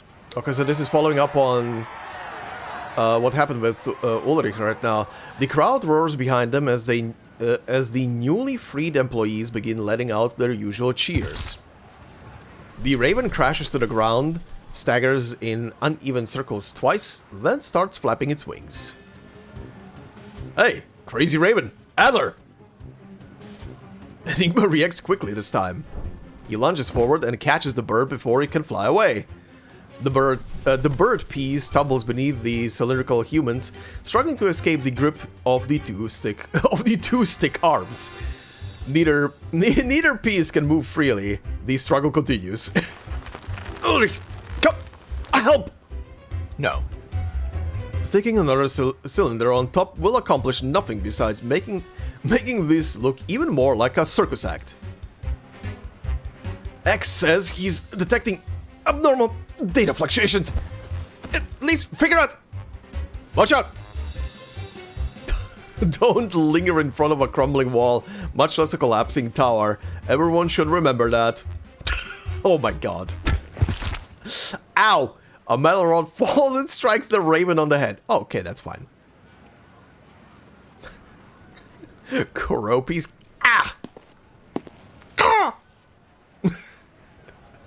Okay. We're gonna see the raven. Is he dead? No. Likely confused, but alive. Or perhaps... No. Wait, Enigma arises from the floor, revealing the other piece's appearance. His limp body stiffens as his wings spread in a sharp, unnatural pose, as if struck by a Stono Swift, or reverting to an unconscious, immobile, genuine game piece. Is this a bug? The pieces in the box have never taken this form. X.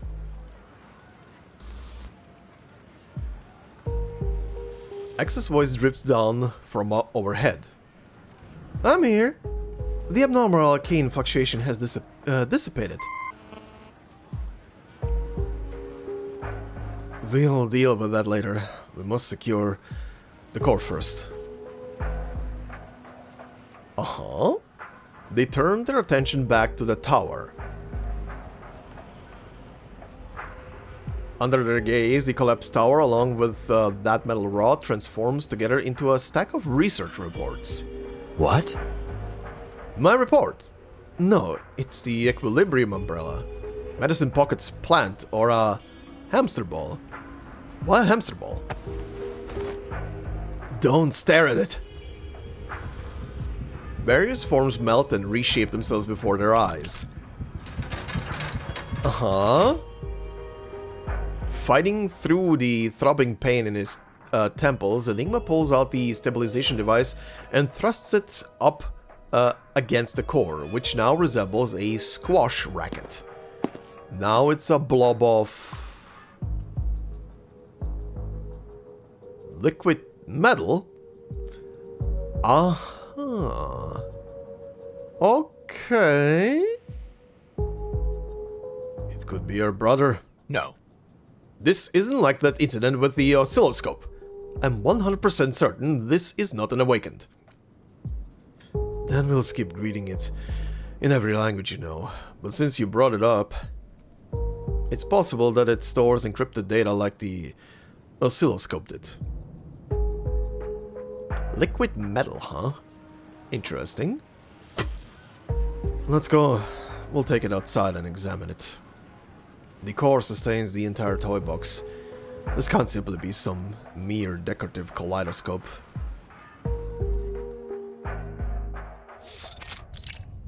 Okay, back at Laplace.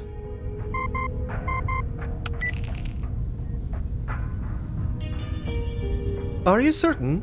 I thought it had some tenuous connection to Mr. Ludwig. Who are you talking to?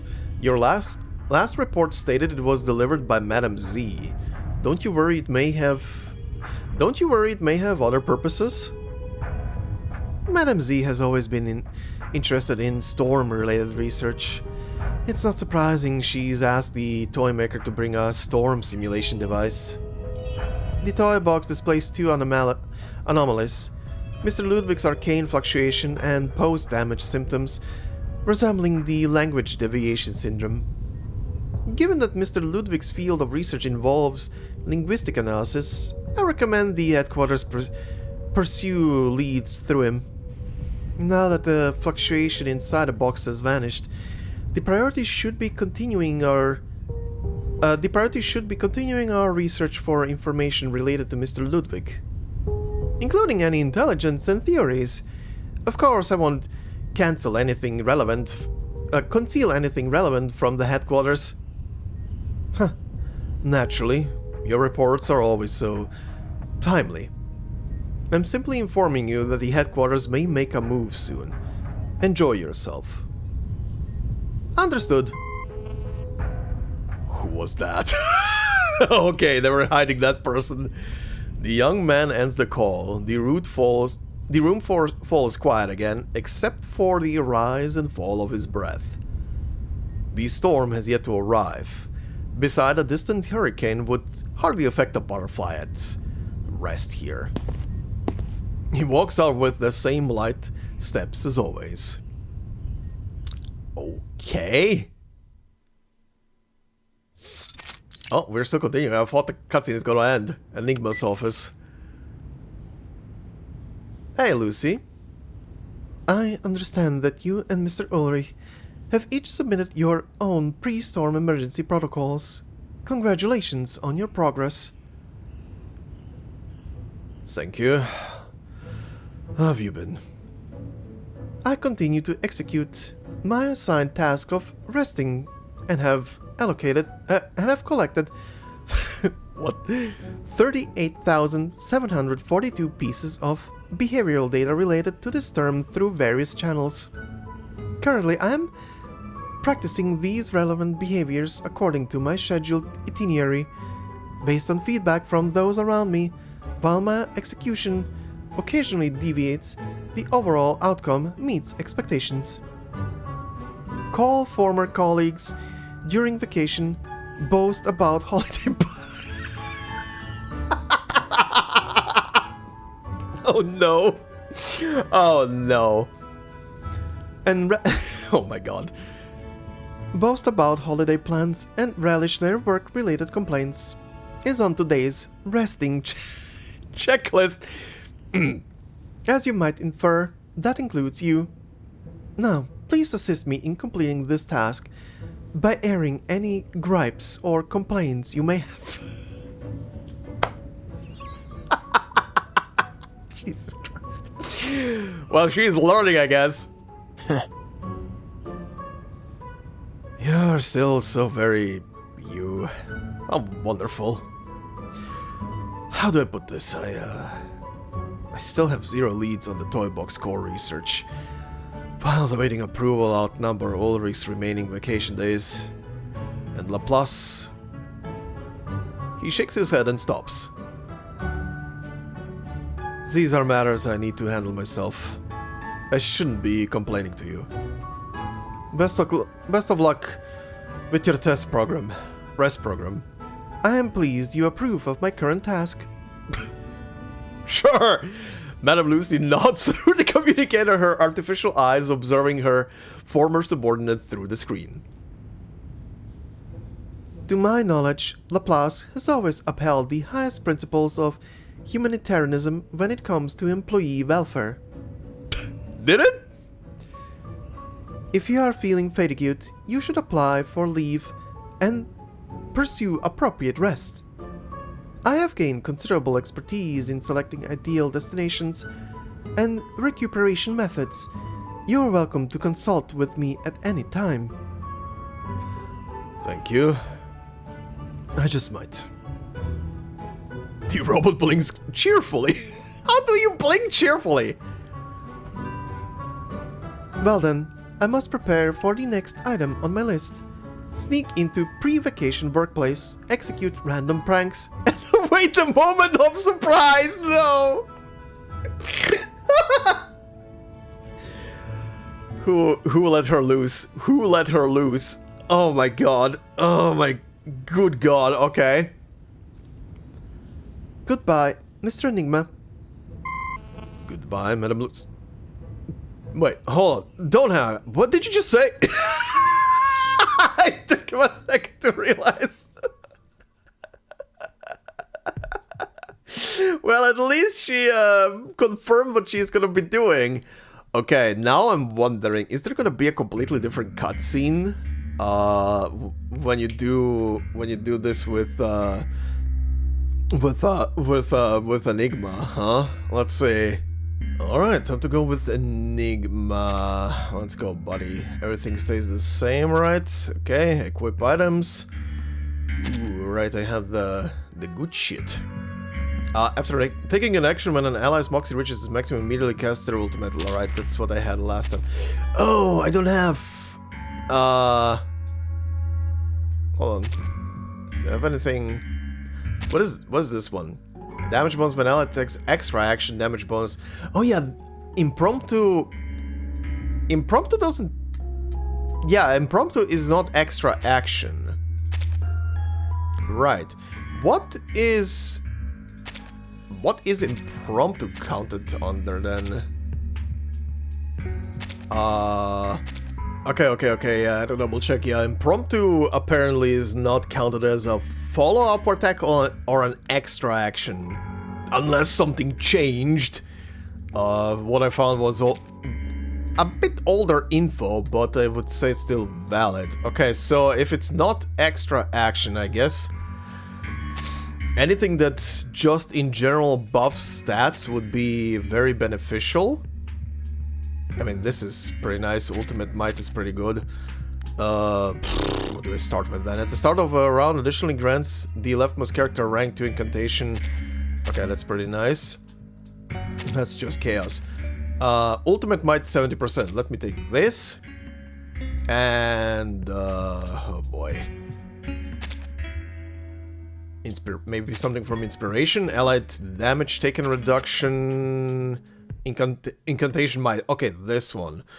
This one could do it, but I can't take the second one. For every inspiration or ritual gadget equipped, chaos points +1. When adjacent gadgets are all in inspiration at the start of the round, all allies gain Eureka. Actually, this one might be better to take instead of you. Give me that. Give me that. And I can take at least one more item. Damage bonus 20%. Damage taken reduction. Critical damage 15%. Incantation might 20%. Impromptu incantation damage bonus. Okay, yeah, this is... Okay, this is the thing to go into. Okay, inspiration. This is the thing to go into for this stuff. All right, go. Okay, so you are talking to Ulrich now. You steel yourself. Yes, too much has already been lost in the rain, and now the toy box is your most reliable shot at finding a solution. It may not be perfect. Your noisy colleague and the little scarf-wearing Foundation agent are far from convinced. But at least there will be no more sacrifices. You need to find the Raven and his so-called perfect language system. Fortunately, he's not hard to locate. He is perched atop the roof of this toy box's LSCC, gazing down like an emperor surveying his domain. Let's go, it's time to meet the highest authority inside this box. Enigma believes Ludwig's proposal may be flawed, but it remains the safest option. He decides to head to Laplace to find Ludwig. Okay, so we're going to find Ludwig, huh? That's your route of this thing. Okay. Going to Laplace then. Okay, let's see. So... Right, I need to build up my stacks again, so we are gonna go and pick up those items and the guy over there.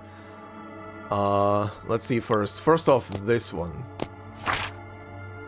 Does God play dice? Oh, this guy again. Do you believe in the existence of a creator? A melancholy man blocks your path. Don't you ever feel like we're living inside a box?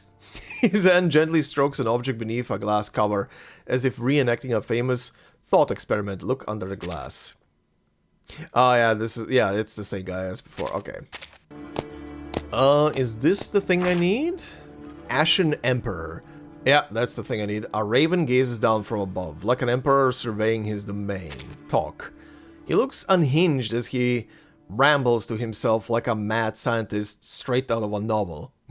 He beats his wings, keeping one eye fixed on the sky and the other on the ground, watching the world as its omniscient god. When you try to approach, you are stopped. Overstepping your rank is unacceptable here. It seems there will be no special treatment. Build reputation, increase strength, earn rewards, so the toy box has not forgotten why it was created in the first place. Let's wrap this up. You call this omniscience? Huh! I've only seen that kind of vacant stare in comic books. And on critters' faces. Yes, and on critters' faces.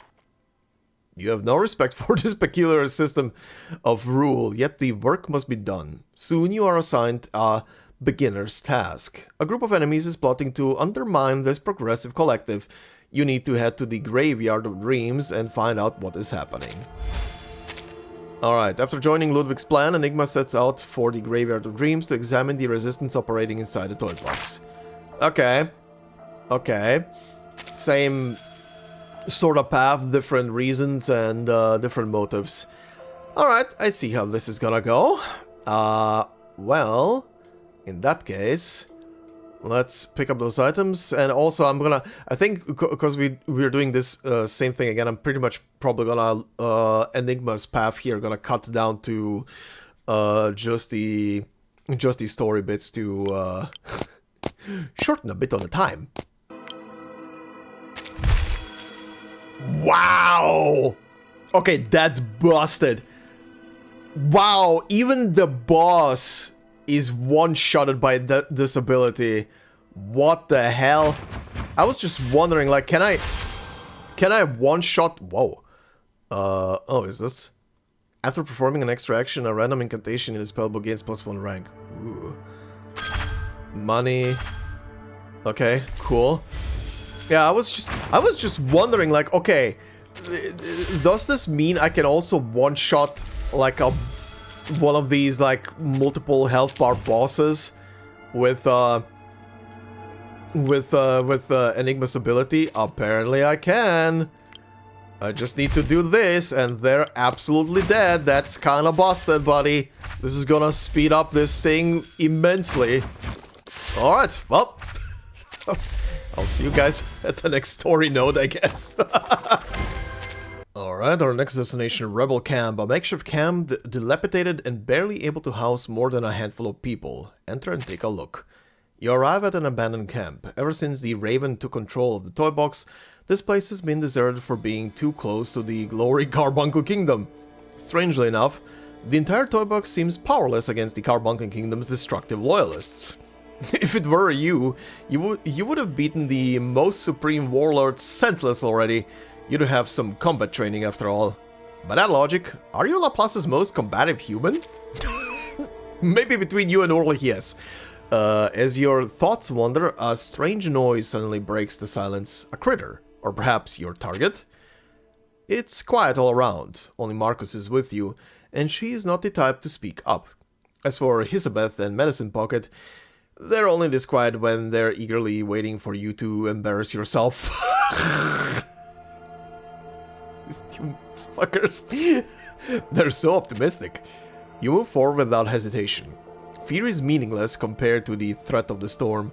Besides, this is only a toy box. Can you really expect a bunch of pawns to build you a Dr. Caligari-style cabinet? You push the door open only to find a single girl inside. You recognize her, but not her name.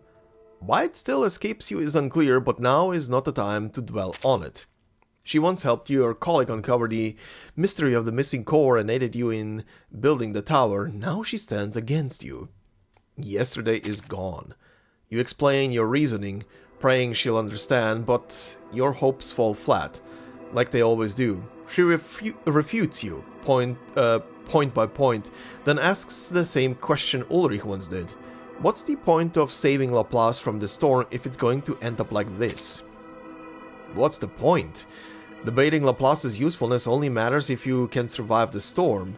Anger rises in your chest. Countless members of Laplace have given everything just to claim a sliver of ground from the rain, and you can name only a fraction of them. After all, Laplace, Zeno, the Foundation, and those investigators active across the board are already worn thin. There's a solution that allows everyone to catch their breath, but now people are opposing it for subjective personal reasons. Language alone cannot convince them. Ludwig's ambition, it appears, falls short of perfection. The negotiation failed. Uh-oh. Fight? Who are we fighting? Also, they keep an enigmatic girl. She still hesitates to place her hopes in you. To gain her trust, you must prove yourself. They keep bringing this chick back. I wonder if there's gonna be some meaning behind her, and it's gonna turn out she's someone like super important or something like that. I don't know, but it's definitely suspicious that they keep bringing her back. As the girl walks away, you feel yourself growing restless.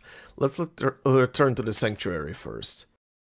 You're acting like the Foundation now. Sorry, but I don't think all Foundation members are... Sorry, Miss Marcus. I forgot you were here. Don't say that in front of Marcus. Okay, that's this portion done, so now we're going... Yeah, we're just going back now. Okay. Fine by me. Oh, I didn't even notice... Where did I get this thing? Purgatory poems. When entering battle, all allies gain buffs based on allies' afflatus stackable. For every plant, afflatus character genesis damage 15%. For every beast, ultimate might... Okay, I don't have beast in the current team. For every mineral, also no. For every star, okay, yeah, crit rate 15%. For every spirit/intelligence, afflatus character penetration rate 15%. It's hard to tell from such an agonized strokes that the entire poem is written only with the letter P. Okay, that's an interesting item. Nice. Oh, alright. Okay, go and talk to Marcus now. Let's see. You don't have the full picture. yet their motivation is clear enough. When you ask your assistant, she appears preoccupied with something else. You decide to leave her be for now. The immediate issue is that the rebels are organizing spontaneous protests in the Darkened city, and Ludwig wants you to disperse them. You frown. Things are moving in a direction you do not like. Okay, now we go to the Darkened city. Enigma returns to the sanctuary and receives new orders from Ludwig. He is to travel to the Darkened city and sabotage the Resistance's protests. Okay, going over there now. Sure. Okay, what are we looking for? I think we're looking for this thing here. Let's see first as well. What is this guy here on the way? Number 3751670. A researcher calls out to you. You don't recognize him. Respond. Hey, 3751671. There you are. Didn't we agree to meet in front of the office? Never mind. Here's what you wanted. Catch. This reminds me of the conversations between the people who are using those chat rooms with only identifications being their numbers. I guess this is one of them. No need to thank me. Your last reply was hilarious. Take the reward. Thanks. I'll take it. Why not? The Great Red. Yep, this is it. A single venue packed with pieces, each locked in open conflict. Enter and take a look. You reach the plaza where the protest is in full swing. The onlookers remain indifferent. Their only complaint is that the resistance has interrupted their work. To your disbelief, your colleague is there in the crowd. His glass head impossible to miss. On top of everything he's done in the toy box, now he's ended up leading the rebels. Mr. Prime Minister? Adler, does this mean you're willing to deal with the mess in the toy box? Or have your efforts on the other end paid off? Ulrich, you need to explain your actions. Look, Ludwig's rule has turned this place into an extremely indifferent society. We need to do something about it. Right now, I just want to get my hands on that Raven's operating method, compile it in the protocol, and put this bizarre project to rest once and for all. I thought you'd push back against these power plays. Okay, this is the same conversation as earlier. This isn't the first time I've compromised on these tedious political games anyway. But you shouldn't let it become the norm. You're left speechless. Since when did your colleague become so eloquent? Perhaps everything you tried to hide has already been laid bare. You know the truth already. None of this is really about efficiency, nor is it about silencing interference in order to endure the storm. What you fear is relieving the past. You're a member of Laplace. All you want is to avoid losing more friends and colleagues to the storm, denied even the dignity of a proper burial. Perhaps you can persuade them to leave peacefully. No matter what, you know your approach is the most peaceful way to disperse the crowd. If you fail, Ludwig will deploy armed forces and escalate the situation at the slightest resistance. You have to stop that from happening. Come here, Ulrich. Without warning, you take off his head. You take his head off once more. You cannot explain the impulse, a lingering personal grievance, perhaps, or simply nothing at all. This is just the only way you can think of to draw the crowd's attention. In full view of the crowd, you throw the Prime Minister's head to his supporters. They scramble to catch the fishbowl, then surge after you in the dark mass, leaving only Ulrich and Marcus behind. Damn it, Marcus is still there. You double back through the alley and retrieve your temporary assistant. The protest disbanded just like that. Okay. Enigma leaves the site of the general strike in disarray and must now return to Laplace to hear the next step in Ludwig's plan. Okay, and now we return home. Cool. Fine. Well, in that case, we loot the place and head away. And I think the storm is approaching from this side as well, so that's good. Yes, let's go. I come home and suddenly, boss, of course, it's day 3. How quickly are you gonna die? Are you gonna die as quickly as last time? Probably. Well, I don't have the same setup as last time to kill you before I even get a turn. Well, let's do this. Ah, an interesting one. Listen. Guys, Lily! Thunder Talisman, scientific version! 红幽动微，墨韵虚无。 Stars.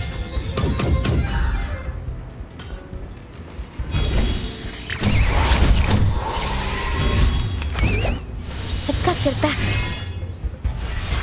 Так ярко и тепло.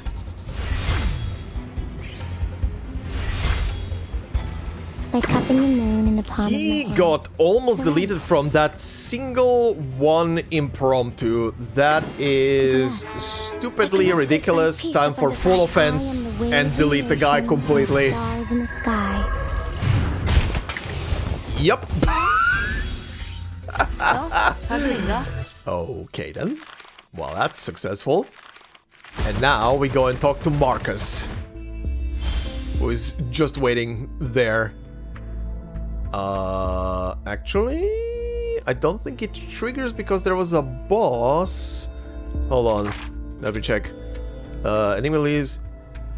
Oh, no, I need to go to the Laplace map. I thought it's here. Never mind. I'm stupid. I'm being stupid. Okay, never mind. We need to go to a different map. Alright, Mr. Raven. Ashen Emperor. Raven gazes down from above like an emperor. Yeah, talk. You stand before the Raven in silence until he breaks into incoherent cries. His unfocused eyes drift toward you, though it is unclear whether he recognizes your presence. Eventually, he mutters a command to exile them all to the white world beyond. The fool grasped the truth. You have endured this mad bird's erratic commands for a while now. You betrayed the girl who helped you disperse the protests and tore off your colleague's head, all to make things a little safer outside. This is how you've been justifying it to yourself, but now you see that his madness has long devoured his conscience. Does perfectly surviving the storm really mean sacrificing everything deemed imperfect? You, for one, are not that far gone, but I'm no fool. You walk away, only for Marcus to catch your attention and gesture for you to head to the Graveyard of Dreams with her. Okay, well that was fast. As Enigma prepares to leave Laplace, Marcus stops him and urges him to return once more to the Graveyard of Dreams. Okay, so that's our next destination. I guess in that case, time to loot the map and move on. Alright, back at this place, hideout. A small cave that appears, yeah, same thing. Enter and take a look. She leads you to a small cave. You nearly forgot how powerful this quiet girl's arcane skill is. Perhaps she saw the flaws in Ludwig's so-called perfect plan long ago. If so, why did she not tell you? It turns out she never meant to hide the truth. She was merely waiting for the right moment. Inside the cave, the girl, Ulrich, and some others are gathered together. There is even a barely articulate critter among them. Indeed, your temporary assistant had already defected during your confrontation with the nameless girl. You owe it to her that you escaped the protests unscathed. W. Marcus. W. Marcus saving Enigma's ass. She wasn't hiding the fact that Ludwig's so-called perfect language is nothing more than empty words born of absolute ideological uniformity. She was waiting for you to realize it yourself. Damn it, where did she learn such an approach? Probably from your sister. It's the same as when I tried to stop drinking. The interrogation begins. Under the gaze of your peers, you are forced to admit that the Raven's plan is far from perfect. If anything, it is outright inhumane. You may not care much about these pieces. Fine, perhaps only marginally. He's so tsundere! He's so tsundere! But if this plan were applied outside a toy box, forget implementation. Simply submitting it to the Foundation would earn you a swift, well-armed escort under the guise of courtesy. More importantly, this is not the kind of security you were hoping for. Marcus offers you an apology, though it barely registers. By Laplace standards, this kind of opposition is practically polite. Her restraint rivals that of Madame Lucy and Miss Simone. Had it been anyone else, you would have been tied up and hauled off to a dark room by now. Yes, That's right. They might not be dependable, and they might... What do you mean not dependable? And they might never find a perfect solution, but perhaps you could try believing in them. Yes! So where do you go from here? Ulrich extends an invitation, which you turn down. Of course, a decision has formed in your mind. You are going to Zeno. They still owe you a position as a general. Ah, right. With Ulrich, yeah. Zeno, the Zeno guy refused. Right. Time to make good on that empty promise. Whether you're a king or a prime minister, all must make way for the general. Yeah. Enigma decides to resolve the matter in his own way and sets out for Serene Bay to find the Xeno soldiers he once knew. Okay, so that's the next destination. And yeah, then the Xeno guy will not be... will not want to align with... Jesus Christ, brain is shutting off. With Ulrich. Okay. Okay, that shit is coming from that angle. Alright, loot map, and we proceed to the next objective. Sergeant Squirrel. Right. An adorable little squirrel who claims, quite seriously, to be an officer of Xeno. You arrive at Serene Bay, where you reunite with the adorable squirrel from before and his many animal companions. Comrades. Alright. The word catches them off guard. Call it an uprising, however, and they are happy to follow you. This is not a snap decision. While you were away, it was these Xeno soldiers who upheld order and enforced the Raven's rule within the toy box. They were forced to appear ruthless, driven by Ludwig's assurances. But beneath the gilded veneer, the lunatic's throne is made of rotting timber. Now the toy box demands that its people decide for themselves. It is time to head back to Laplace for a final reckoning with the Raven. At that moment, your assistant delivers crucial information. The great tower itself, the Raven's very throne, is the core, the Proteus. Damn it, how could you have forgotten that it can change forms? Still, your goal is clear now, is it not? Tear down the tower. From now on, we walk our own path. Alright. Okay. And that's all the story tasks done, so now we just need to finish the run, defeat the boss, and we move on. Where's the storm coming from? From here, okay. So it's gonna move my ass upwards. Alright, time to head up, pick up loot, and then we see if there's gonna be any extra ending. Alright, the boss is back. I have way more loadout than last time. How fast is this thing gonna die this time, huh? Let's say. Come here, you big building. Whatever the hell this is. I've got your back. Uh-huh. 5 billion points in shields. Alright. Buff, buff, buff. An interesting one.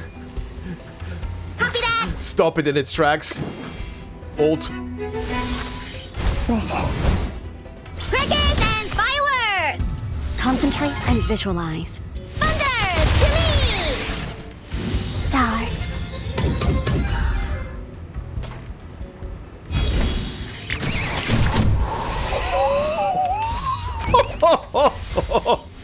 I've got your back. Oh! Oh! Don't take it on. Oh! I've got your back.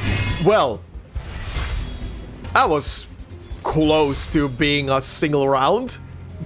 Very close. I can always find easy. Well, Let me... an interesting one. it's that now, that's for sure. I am the waves in the ocean and the stars in the sky. Don't take it on stick. Thunder to me! What a bloom. There it goes. 2 rounds. Great. Thank you.